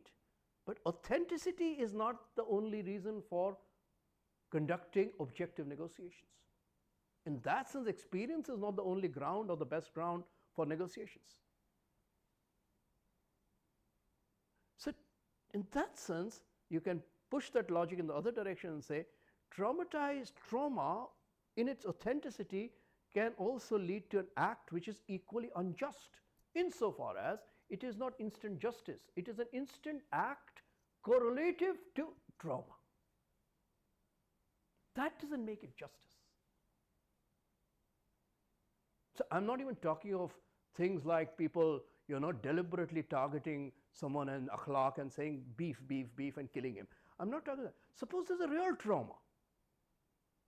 And I have suffered a trauma and I act on the trauma and commit an act correlative to the intensity of the trauma, and someone says, so instant justice not good at all. But that is not justice. That is actually correlative to the trauma. So in that sense, the instant act of justice to be distinguished from privatized, traumatized action is very difficult. It is a very delicate operation or evaluation, So often messianic justice takes recourse to the cause of this instant act, not from the direction of trauma, in the individual or even social sense, but in the sense of something which I talked about in the first moment of my presentation yesterday, from the point of view of something which is immemorial. The wrong didn't take place in history. The wrong was at the very birth of history, at the very origin of history, which is not an origin, which is actually something which is a perpetual wrong, in perpetuity. And messianic cut in time is not to correct an earlier wrong in time, but to correct time itself. This obscurity, but also a kind of power of not thought, but a kind of leap beyond thought, which religion in a sense gives you a glimpse of, also takes place in politics. So we have examples of this, of course, in very corrosive, reduced senses, when in a simple way, but terribly kind of frustrating way, when West Bank, the Ben Gvir and some other guys in the ministry and many Israelis just will not say West Bank, they will say Judea and Samaria. They will use biblical, spatial place names. In that sense, denying historical Palestine or historicity to the situation itself. Even if you are, you're fighting for Israel and fighting against, to correct the trauma, but you're doing it through a kind of act, which is an act of leaping beyond thinkability. But you're also inventing a fiction for it, a name for it. You're not saying fiction. You're saying it's there encoded in the Bible, that these are lands of Judea and Samaria, not West Bank, not Golan Heights. So this strategy or this belief, whichever way you want to look at it, makes the question of messianic justice also something which is extremely fraught with the danger of a kind of fundamentalism, which Ilan Pape and some historians have called biblical fundamentalism or messianic fundamentalism, but it's also a fundamentalism which takes you beyond time, but also makes the injustice go beyond time. So what is that injustice? Someone could say that injustice was in the very notion that the world could carry on the way it was till the Messiah came. That Messiah could be thought of as a Christian Messiah or some other Messiah, Judah, it doesn't matter. But the Messiah comes as a way of intervening in history, not to intervene in history, but actually to redeem history, history as such. Now, all of this is very hocus pocus. It sounds like it, though it can also be grounded in very deep, profound literature, philosophical literature. I don't want to talk about that. What I'm trying to talk about is something, briefly of course, that in doing this, you're paying a cost or you're extracting a cost. In the case of Gaza and Israel, you paid a cost of your people getting traumatized by what happened on 7th October and killed, and you made the Palestinians pay a cost, an exorbitant cost of more than 70,000 dying, millions displaced, people under, endless descriptions of, again, scenarios, and so on and so forth. So one Jewish member of the Knesset belongs to the Hadash party, kind of communist Jew, communist Israeli. He probably is not even a believing Jew. I don't want to go into that speculation, whatever. Ofar Kasef, who is one of the most vocal, courageous critics of the entire, he was thrown out when Trump was speaking, when he protested against American complicity in the genocide. He was thrown out of the Knesset, of the parliament. Ofar Kasef in an interview said that the trouble with this messianic cut in time is that it has no calculation of violence. So there is some violence involved in every state form and every military form. We accept that. The trouble is, the idea of violence was finite, that you don't commit endless and incalculable violence. But the trouble with messianic thought is, you don't have a sense of cost. Whether it's your blood or someone else's blood, blood can be spilled, human blood that is, can be spilled indefinitely and of unknown magnitudes because the stakes are not human. The stakes are beyond human history. Hence, there is no commensuration between cost and what your benefit from the act. The act is messianic, so it takes you beyond the ordinary pale of human history, and hence human blood can be spilled incalculably. This point Ofar Kasef made. Apart from the scenario, which of course a lot of religions share and others share, but religion too, religion mostly promotes, which is sacrificial, that no redemption can come unless that path is awash with blood, sacrificial blood. But that image apart, this problem of violence structurally is a major one with messianic justice.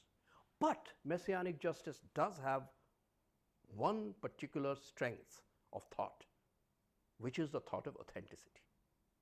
That it has to be based on something which is subjectivity in history. Hence, the danger is authenticity can also collapse into identity. Only the Jews know the Jews' suffering. But then the Jews of the past and the Jews of the present also belong to different historical regimes. So that historicity needs to be swallowed up by some kind of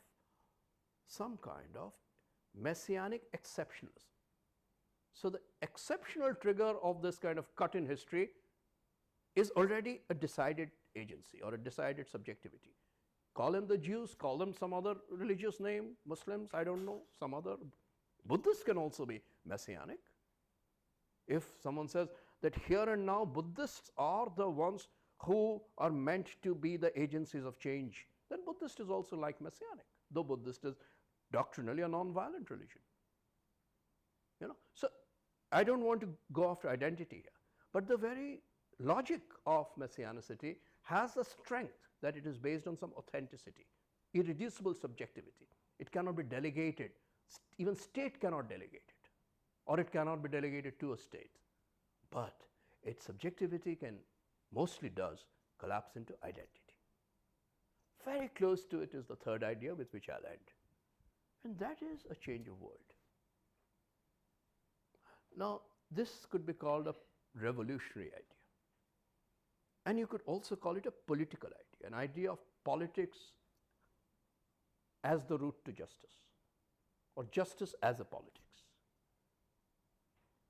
So the French philosopher Alain Badiou, in several works, but in a small tribute text to another French person, a philosopher who died, so he wrote a tribute to Jacques Derrida, and he spoke about how the very idea of something like a world needs to be seen in its.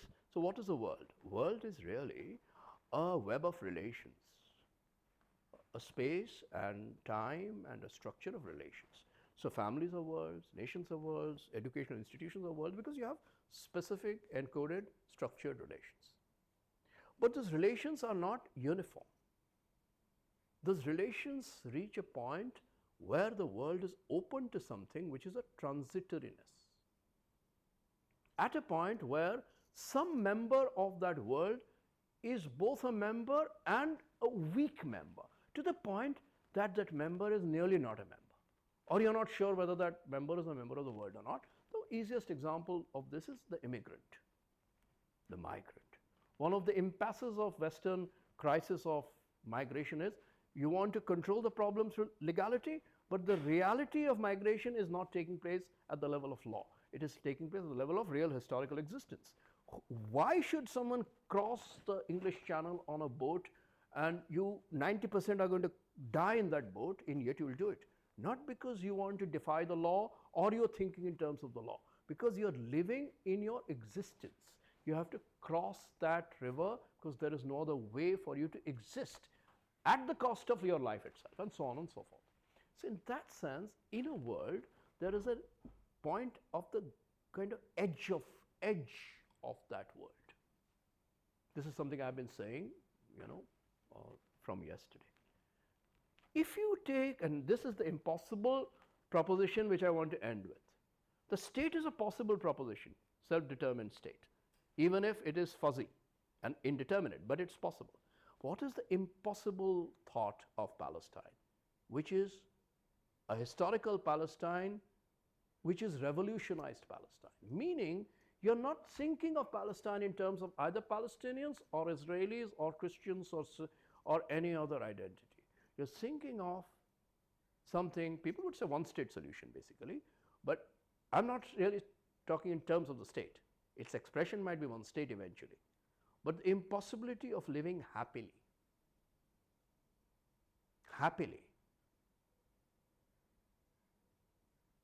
not just with each other, but as each other, which is impossible to think of. In that sense, demands a revolution in imagination as well as in action, which is not a state revolution in the first place, but a social revolution in that area more or less. So in that sense, you need a change of world. But as Badiou says, that change of world needs a subject at that edge. Who is the one who has the least stakes in the world as it is? So for 19th century capitalism, or even 20th century capitalism, you would say the one who has the least stakes in capitalism is what Marx called the proletariat. The proletariat is part of that world, but at such a weak point of that world that at that point the world is nearly without any stakes. So the proletariat has no stakes in keeping the world as it is, though the proletariat is part of that world.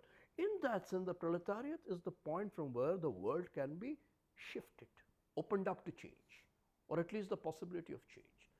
In that sense, Marx said proletariat are the agent of revolution. Not because they're strong, because they're the weakest. in that sense, can one think of what we call Palestinians as the weakest in that world? It is the easiest thing to think of because they are the most vulnerable.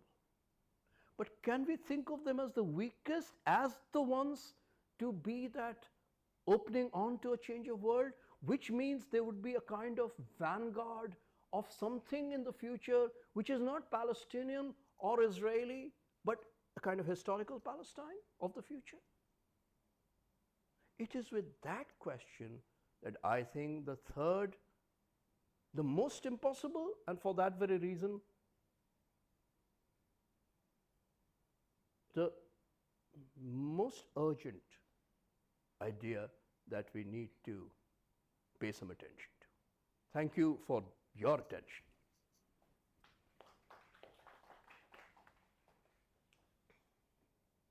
Thank you, sir, for that eye-opening talk. So without wasting any time, I'll open the floor for discussion.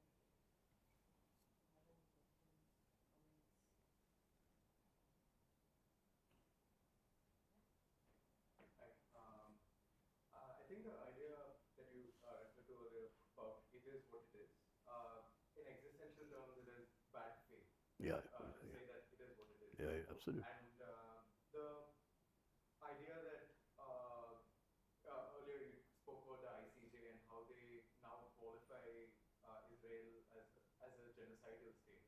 Now that's a political move in the same sense that, for example, it's a minor political move, but the Guardian refuses to call it climate change, but calls it climate crisis. Right.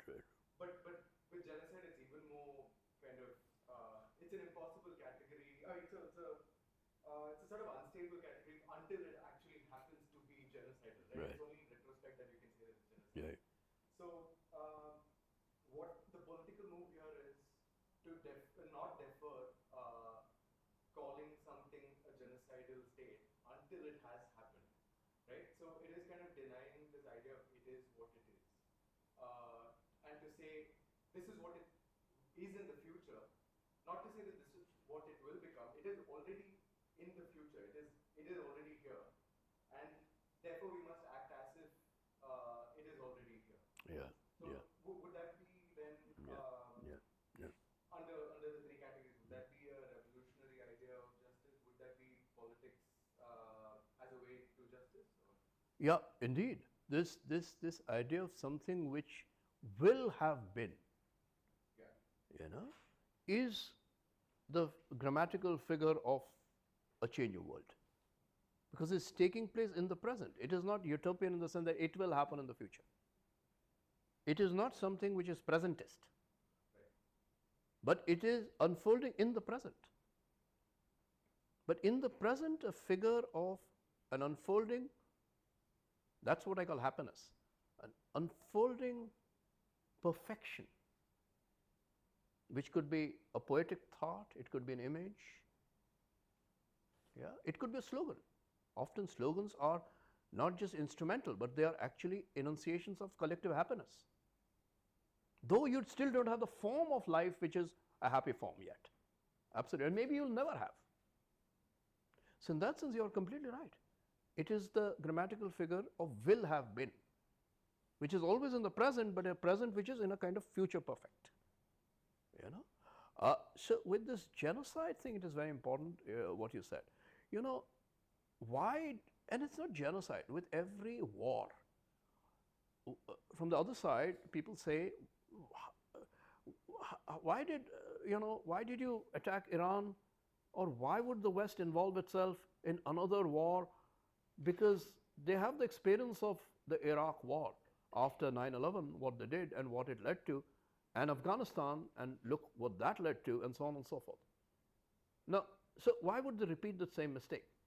Now, the trouble is that whether for politically manipulative reasons or for actual spontaneous reasons, because something happens in our country, a war is always a new war. It is in that sense the first war. It is like love, strangely. All love is first love. So all war is first war. So when the war is being fought, then you are not thinking of how many wars you have fought before and what has happened and the lessons you should have learned. You are saying, this is a war and we have to go through this. with all the imperatives that war dictates to us. So even with genocide, with suffering, there is that paradox. You are totally right that a genocide is actually an ideality. What a strange characterization, but it is like that. What is a genocide? It is a complete, perfect accomplishment of an aim. Yeah, but a genos, whatever that genos might be, an identity group it is. It could be Palestine, it could be Hamas, it could be any group, a family, and that's a family. What is a genos in the old Greek sense? It's a family, some kind of a family. Whatever be your target, to think that you can actually completely make a genocidal disappearance of that entity is mostly a fantasy. Mostly a fantasy. So in that sense, it is ongoing. It is in the obverse of the happiness, perfection idea. But it is the obverse of that. It is the kind of the endless, infinite genociding in the present. You keep doing it, keep doing it, keep doing it. In a way, Israel was doing exactly that. But on the other side, Hamas was saying something for its own reasons, but it worked a lot and it made sense that, you know, you kill this many and that very day 4 more times we are recruiting. Now, you could say all that recruiting is done under duress and you could be right. That's not the point. Point is, there is another category within the category called Palestinian as an object of genocide, and that is a more hybrid category, which is people. So people can become militants, people can become terrorists, people can become, you know, self-interested private individuals, but people is within the same category. There is a mixture called people, and it is very difficult to commit people's side. Does politics happen on the side of genos, or does politics happen on the side of people? That is the question. So with revolutionary thinking, we are trying to move politics from the side of genos to the side of people, even though Palestinian could be thought of as a genos because they're Palestinians, indeed a group, an identity group sociologically. But in active historical Palestine as a political terrain, they are a people. So you will also have clearly a comprador Palestinian. No. Yeah, of course you will have comprador. Between Hamas and Palestinian Authority, there is so much fighting. That's interesting because would then the more radical category be homicide? I mean, rather than genocide. I know it sounds silly because homicide is now tied to law and crime. Yeah, law and crime. Yeah, but yeah. if you're saying that genocide still applies to a genos, but you're talking about killing people in general, would homicide be a more politically radical? In the sense, if you can think of a homicide universalis, Right. a kind of universal homicide, you know? Because even in genocide, that's why genocide becomes a matter of strange scholarly competition sometimes. Which is the greater genocide? American, you know, Native Indians? Belgian genocide of Congolese? Holocaust? Gaza? And then what I pointed to in my talk starts happening.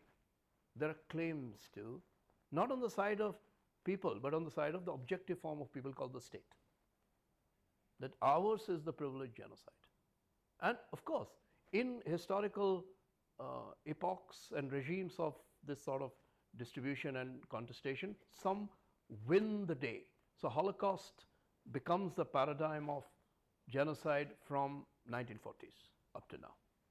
But today, after 80 years, after what Israel has done, Israel itself has threatened its own paradigmatic dominance of being the inheritors of the Holocaust, very much so. Now, a strong opinion will be, no, Gaza is the paradigm of genocide, not Holocaust. Doesn't mean it's a denial of Holocaust, but in a way it is a new sort of a historical, you know, cut point. That's why in our theme we are asking after Gaza. In saying after Gaza, we are giving expression to that cut point, no? Yeah. So that is an important point, because there is a competitive genocide thing which happens. With people, that cannot happen. It will either be too much or too little when we speak of people. Yeah. Please. Yeah, sure. Sure. In the beginning, you mentioned how Israel has become defined as it's real, versus now Palestine is becoming a desire.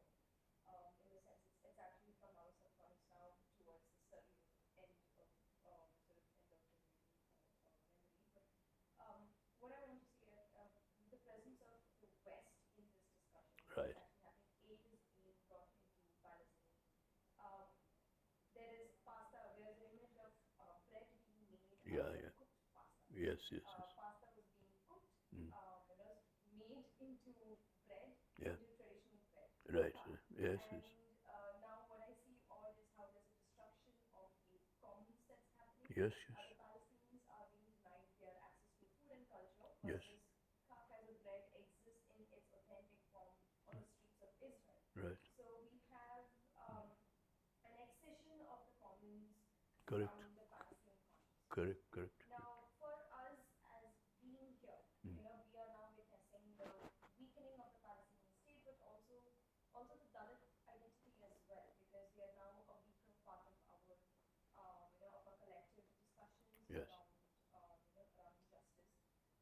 How do we sort of approach this desire, where we consume the desire, Palestinians also, they are becoming, but we consume their desire for a state through Yeah. cultural commons. We have access, we can create traditional, authentic products of Palestine, but they cannot. Right. But True, this true. is also our act of justice. Us continuing to consume the music. Like in Goa especially, we Yeah. have poetry readings. Yes, We yes. have film screenings. Yes, We are consuming Palestine, every day through engagement, trying to revive, trying to strengthen this, what you mentioned, the collective humanity, sort of creating that. How do we sort of, we lack a state that can organize all of these institutions. So how do we approach this particular idea of, preserving the commons of Palestine when they themselves are unable to? How do we preserve it from here? Yeah. And what form of justice, what way of justice is that? Yes, yeah. No, this is a very important point of the question of a kind of Palestinian commons, which is the same thing as what I was trying to, talk about in with the notion of the world. World is a kind of distributing and creating a field of commons as a web of relations, social relations. And indeed, that is also always linked to the material conditions of existence. So in Palestine, bread is indeed, you're so right, even very early on, when things were bad but not so bad, one of the collective acts of cooking, because the ordinary supply of bread had been totally upset. You were not getting the ordinary amount of bread that was supplied earlier. They started making bread together. Larger collectives, more than one household coming together and making common ovens and making bread and distributing them among larger groups. So that they started doing, and that act of making bread together itself became a subjective moment of solidarity through the material reality of that commons. And the very common of the taste of bread, because other kinds of things that were being supplied to them, or people were suggesting, which they couldn't eat or they wouldn't like to eat, or sometimes they couldn't quite assimilate, like rice-based food. So all these things were emerging very early on in Palestine, and in a way, your question about how we could respond to this is by trying to pay attention to the specificity of that commons, but also to join hands with the common in the larger sense. So both evaluate our distance from the common. So if we, for instance, in a very, in a very off-the-cuff manner, give the example that, they don't have rice. So in our kind of culture, often we think rice and chapati breads are substitutable. If rice is available, one is substitutable for the other. They could eat rice. That would be, in a sense, to really use a generalization which is inattentive. Yeah. So in that sense, really respect the taste of bread, or recognize it. Pay attention to it. The taste of bread. Like in the COVID period, when migrants are walking in Delhi, sometimes there were common kitchens. So the food that was being given to the migrant workers from Bihar, and some of the dal that was given was the kind of dal people from Bihar don't usually eat, because they have a taste for dal, a specific kind of dal. And some of those workers, even though they were terribly hungry and in a bad state, refused to eat that dal. So we have to pay attention to the singularity, the specificity of desire, even in the worst circumstance. Because one of the terrible prejudices, but kind of blockages of thought we often fall prey to is to think that people who are at the level of minimal bare necessity have no desire. Yeah, so they're excluded from desire. Only comes up at the level of surplus. That probably is something we should seriously question. It is a kind of biopolitical mistake we make. So in that sense, not reduce Palestinian to being biopolitical objects, even when it is a condition of starvation, famine, hunger, and so on and so forth. But at the same time, precisely because we have our specificity where we are, join these specificities, our tastes. And within us there is difference. In Goa and in Delhi and in Punjab and in Bihar and in Bengal, there is difference. In that sense, make this web of differences the web which is a common web. How far can you extend it? One of the problems with all of this is the medium through which you are, very correctly you diagnose, you consume this. So that is something which is part of the mediation of corporate media, of channels, of different sorts of social media entities which in a sense govern you or control this entire flow of information. So yesterday I spoke about this. I think today we also always need to have a kind of meta-consciousness, a social media meta-consciousness as far as possible, which is what I call counter-curation. Everything is curated, even Palestine is curated for you. You cannot reject what you get because of that and hope for a true Palestine someday. It will never come. But you cannot also accept it as packaged the way it is. So some effort at a kind of in that sense, I speak like as a Marxist. I use a Marxist term called practice. You have to invent a practice of intelligence at a collective level in a media world, but not subsumed by it as far as possible. As far as possible. I'm an old person with very little resources, but I look towards others to help me do that. So we need to practice intelligence. Like Marx used to speak of practical criticism. Not practical as in pragmatic, but practical as in practice oriented. So we need common not just as an image, but common as practice. That would be my response to you. I don't know if it answers you, but It will, so that's building an image, so it will, commons as a practice definitely. Yeah. Because commons will also have difference, no? Yeah. But practice will be the uniting thing.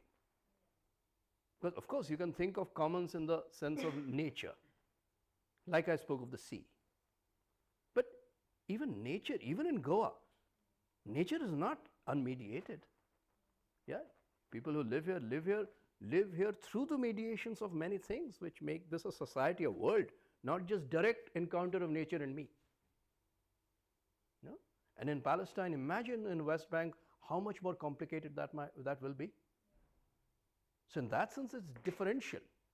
You cannot put yourself in West Bank and you can't put yourself in Goa simply. And yet you have to build a kind of path, a common path. But yes, you're very right. All of that will always have to guard against. You cannot eliminate consumerism as such because you can only do it as a kind of personal ethical move which has its limits. But at the same time, you cannot also accept it. How should I put it? We must not consume consumerism. No, that is how I will put it. This is also from the perspective of the BDS movement, where we have been similar, like basically like sort of in little ways removing certain aspects of Israel hegemony from our.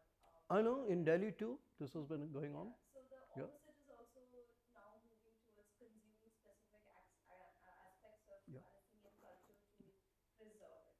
So Yeah. it's not just elimination, but also we have to compensate. We have to add to the thing. So in removing an element that is harming Palestine, or in removing an element that is harming Dalit identity, and Yeah. we have to add something into our Absolutely. sort of Absolutely. our voids inside us. Absolutely. There's something. So I think I see there is a huge presence of a foreign, sort of outside, living outside, people who are very invested in preserving Palestinian culture, and then giving, once things are stable again, giving them access to this repository of Yes. sort of this idea of commons. Absolutely. Yeah. Yeah. No, thank you for the comment. Yes, yes. Absolutely. Yes. Yeah, yeah please. I'm trying to put together a lot. Sure. Coming from a lot of Sure, sure. trying to say what I'm trying to say. Sure. First of all, when we speak of a new world, Yeah. a different world, Yes. changed world, Mm. we have to begin in this world itself. Correct. Absolutely. Yeah, yeah, yeah. Sure. The question of state must be somehow traversed. Mm. As sort of historical studies, I'm referring Yeah. to Cohen Karatani's, Sure. Absolutely. where he's speaking of how Paris Commune was immediately suppressed within 2 weeks Yeah. from other states. Mm. The hierarchy and distribution of states. Right. Right. Right.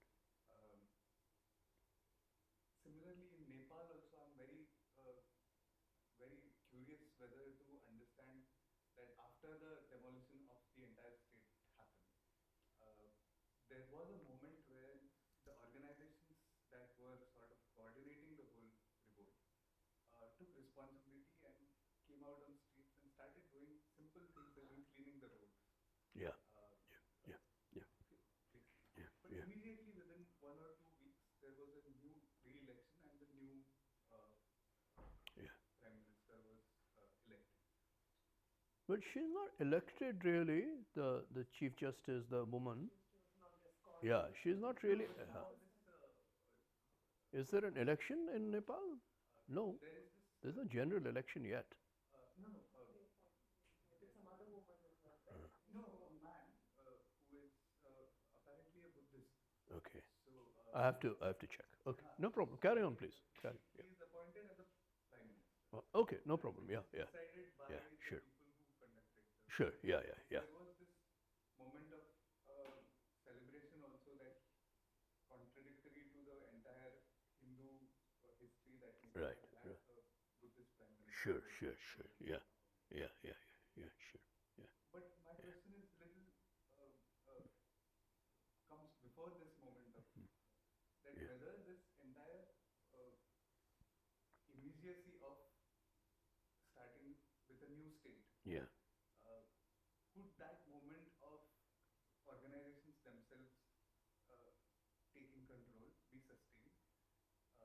regardless of the pressure from outside, we can imagine that there could be pressure, territorial pressures, for example. Yeah. If you don't have a government, Chinese, Indians, other Correct. Yeah. territories will try. Yeah. But then, so we must somehow traverse this question of state and in possible ways of Right. reasoning, Right. which cannot remain local because locally territorial or pressures, external states, Yeah. Yeah. Yeah. other more powerful states will Yeah. try to sort of capture. Yes. Yes.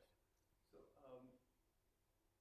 there's something called prefigurative politics, Mhm. which is Yeah. to sort of already assume that the state live in a state or practice ethics and morality, which is what we imagine will have happened after state has been withered. Right. Which is also, in a sense, difficult to practice in a particular locality, and at the same time have a global faith that one day it will eventually move towards that Right. Right. moment. Yeah. Um,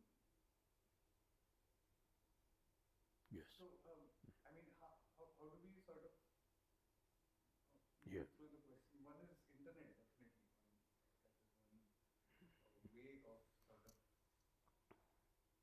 very immediate way of being here and being elsewhere, which has its own problems and Yeah. limitations. But Yeah. Yeah. sort of this pressure from the more powerful states on the one really interesting idea that you spoke of was the really weakest form Yeah. of states Yeah. Yeah. coming together in a different sense is one of the ways. But then I was really wondering, like in our own subjective spaces, because eventually we are speaking of this diminishing gap between private and public. Right. Right. So something like a subjective interception between these two polars Right. hints towards a particular practice that I must do or adhere to Yeah. in this life. Right. So, how can we look at this in a sense that I as a subject must constantly strive towards, and on the other hand, at the same time, internet or these global apparatus of one world is also being availed and Right. I use it. in that Right. way. Right. Yes. Yeah. No, this is again a really important question. First of all, with Palestine, we are speaking of something which is prefigurative in a very real way, in a very pinpointed way. We have governance of some sort, but we have no state. So even now, what we get as information journalistically with some minimal authenticity is really something every day it strikes you with the most perplexed wonder, what does it mean? With Hamas being seen as a kind of global consensus, as a organizational persona non grata, terrorist and all that, and in the Trump plan to be disarmed, on the horizon, in the present, every day the official news is, or the news is citing official health statistics from Hamas-run health ministry. Just think of it. 70,000, 72,000 dead, so many children dead. A terrorist, anti-state, non-state, non grata, persona non grata, is at the same time official representative or the voice of official health statistics. The kind of clash of worlds and coexistence of worlds is visible here. In one world, Hamas is absolutely taboo to be thought of as belonging to the world in terms of its status legitimate. In another world, it is, as the world weakens and shatters, it is the last voice with official, not last voice of politics or revolution or Islamism, but last voice of reason, statistical reason. These many died, which the world accepts, after all. Even Israel, most grudgingly, has to accept to some measure. So the thing is, Palestine is really and it's in the same spatio-temporal, literally reference, no? It's not as if these two worlds are spatially located somewhere else or in two different time zones. It's in the same time zone, same space. So Palestine is really one of those areas, physically, geographically, where in terms of the distribution of reality, in a very strange sort of a structure of sedimentation of many realities, one sedimented onto the other. So I didn't talk about it, but I had meant to. Let me use your question as an opportunity to do that, though it addresses your question in a side, kind of oblique way, but I think it does address it. In the recent Trump plan, and now after the Security Council resolution, which was passed 2 days back, we have a plan of setting up a board of peace.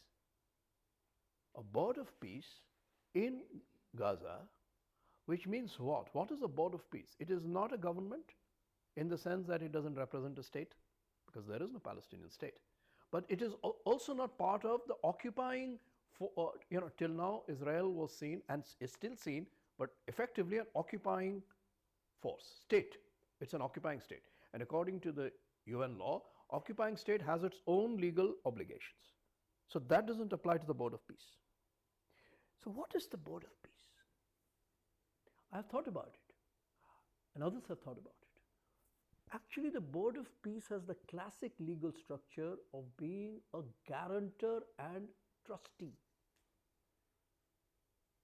It is not the figure of the state, as in head of the state, government structure, the structures of expressions of sovereign power. Nor is it the complete absence of the state where, for instance, in Haiti, gangs ruled these days. So it's not gang rule, though there is a whole story of gangs in Gaza. But it's not that either. This board of peace is the third way of thinking about it, which is to set up something which is intermediate, which is not government, but which is a set of delegated operators who are called legally trustees or guarantors. Now, if you go back to old canon law and Roman law, you will find that trustees and guarantors were those people who acted on behalf of what was called minors but powerful minors. What does that mean? So for instance, if a king dies and he has just one offspring and he is a minor, can't rule, but he is the most powerful figure in the kingdom, there will be a trustee or a guarantor who will come in his place and operate. So the trustee or the guarantor is an operator. He's not a sovereign. But the sovereign is the minor. So now, to set up a board of peace means to say, yes, in the future, Palestine will be in some vague way, but it will be a sovereign state. But right now, it is not a state or a state. So instead, it is an intermediate category.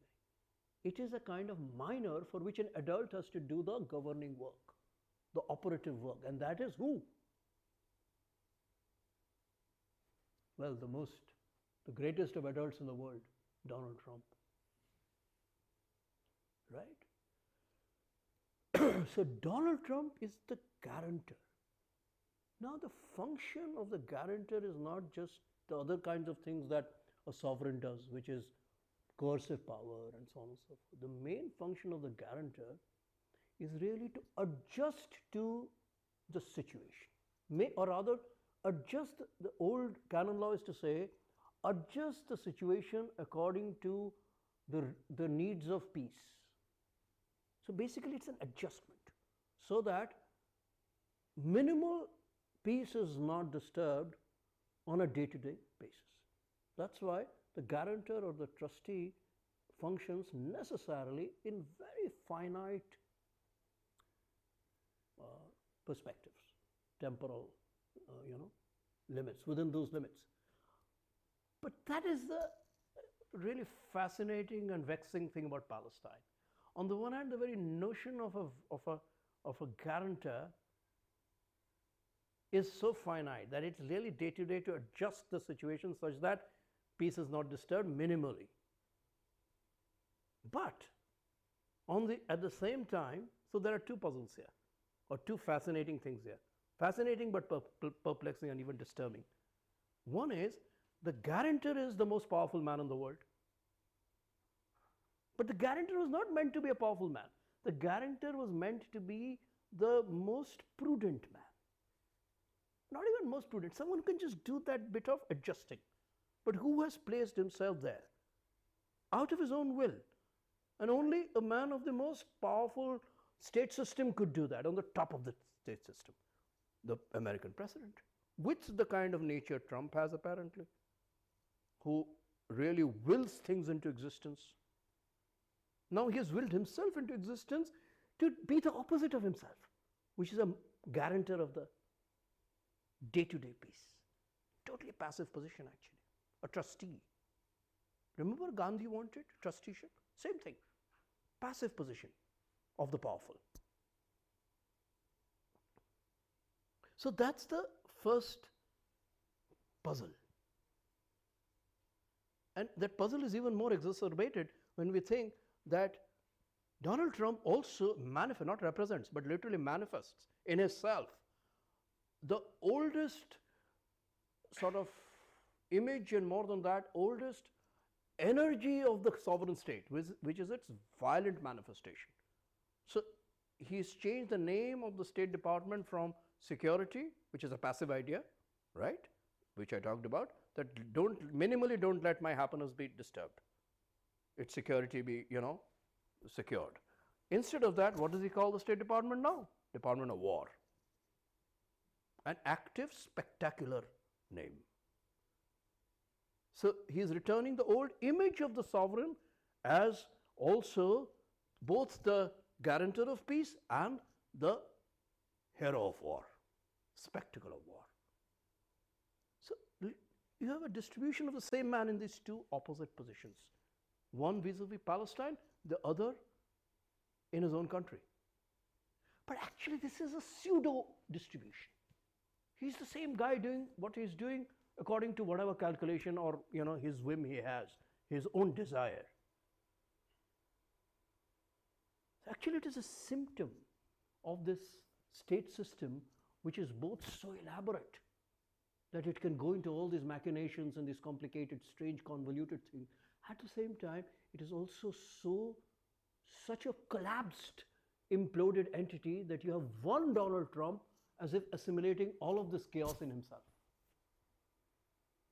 In that one spatio-temporal incandescent thing called Palestine. This symptomatology, I think, is really, it is quite mind-boggling. So when you speak of traversing the state from a prefigurative to a figurative position, and you're right to think of those things, you have to think of them at the same time deal with this simultaneity of forms and formlessness.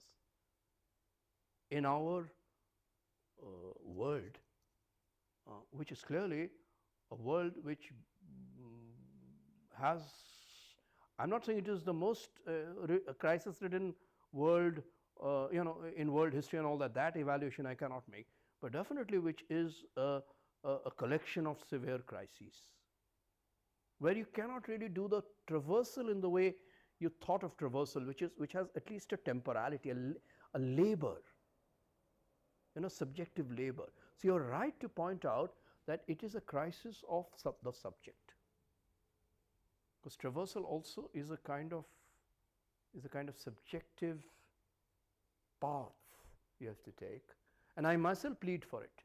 That's why at the very end I spoke of a kind of intelligence in the social media landscape, which is the same thing as you're saying, kind of subject's traversal. But I'm also aware, just like you are, of its challenges at the micro level, but also at the largest global level. So Alain Badiou also points towards this kind of a strange mixture and contradiction of worlds. So on the one hand we speak of one world, and correctly so, because of the global economic system, which is in decline, mind you, but still the same system. Everyone agrees it's in decline. So that's why the anti-American bloc, which says, that America's hegemony is gone, and they speak of de-dollarization, sure, but they don't speak of anything which is outside capitalism. Yeah? You have an anarchic or anarchist economic hypothesis of crypto. But you couldn't posit that as an option to capitalism either. Yeah? So if this is the moral is the economy within which you are moving, then it is indeed one world. We call it global, correctly, even if in decline. But at the same time, does it make any sense to say Palestinians live in the same world as Israelis? No. And that's why after 7th October and what happened in Gaza, the evaluations were so different, which I've spoken about. I won't repeat that. They are a reflection of the completely polarized worlds that they live in, but in the same world. This can apply on a larger scale to immigration, which is what Badiou talks about in his work on migrants. That immigration is actually a passing of worlds through the globe. Not just a passing of immigrants to the globe, but worlds to the globe. So it's a really challenge how to think of the subject when worlds pass through the single world, which is a global world. On the one hand, and this is what we see with Palestine, so I'm not pessimistic at all. On the one hand, we see the kind of endless political energy, enthusiasm, which we probably didn't even see during the great revolutionary periods of socialism in the 60s, when Chinese revolution, Maoism caused such an upsurge in the West. But even that was limited to very specific zones, though it had a stronger organizational impact, that is true, in the communist movement in the West. That is not the case anymore. But you have a far wider mass reaction today in the West, world over, but particularly in the West, which creates real pressure on governments. But at the same time, like I said yesterday, you do not find objectively alternative worlds to direct your energy towards. In that sense, alternative modes of intervention. So people say, go back and vote the other guy, not this guy who has been doing all. Then he says, but the other guy is going to follow the same policy. So you know what happened? A lot of Palestinians in America and Muslims, if you want to use that kind of identity form, but that is not irrelevant, because the Muslim world has stood up for Palestine in a very important way. So Muslim population voted against Biden. But what did you get? We know what you got. And a lot of people didn't vote, because in a way, it was also an indifference to government in a situation of extreme crisis. Each of them speaks for a lack of world, but a lack of world not in a deserted, on a deserted global stage. On the contrary, on a global stage which is swarming with immigrant energy, which is also political energy. You know, this I think are the two sides of thinking about the subject. So that is my response to you. Harshvardhan. Yes. Yeah, yeah. So we will break for lunch now, and because we are already running half an hour late, we will meet at 2:30. So there will be the screening of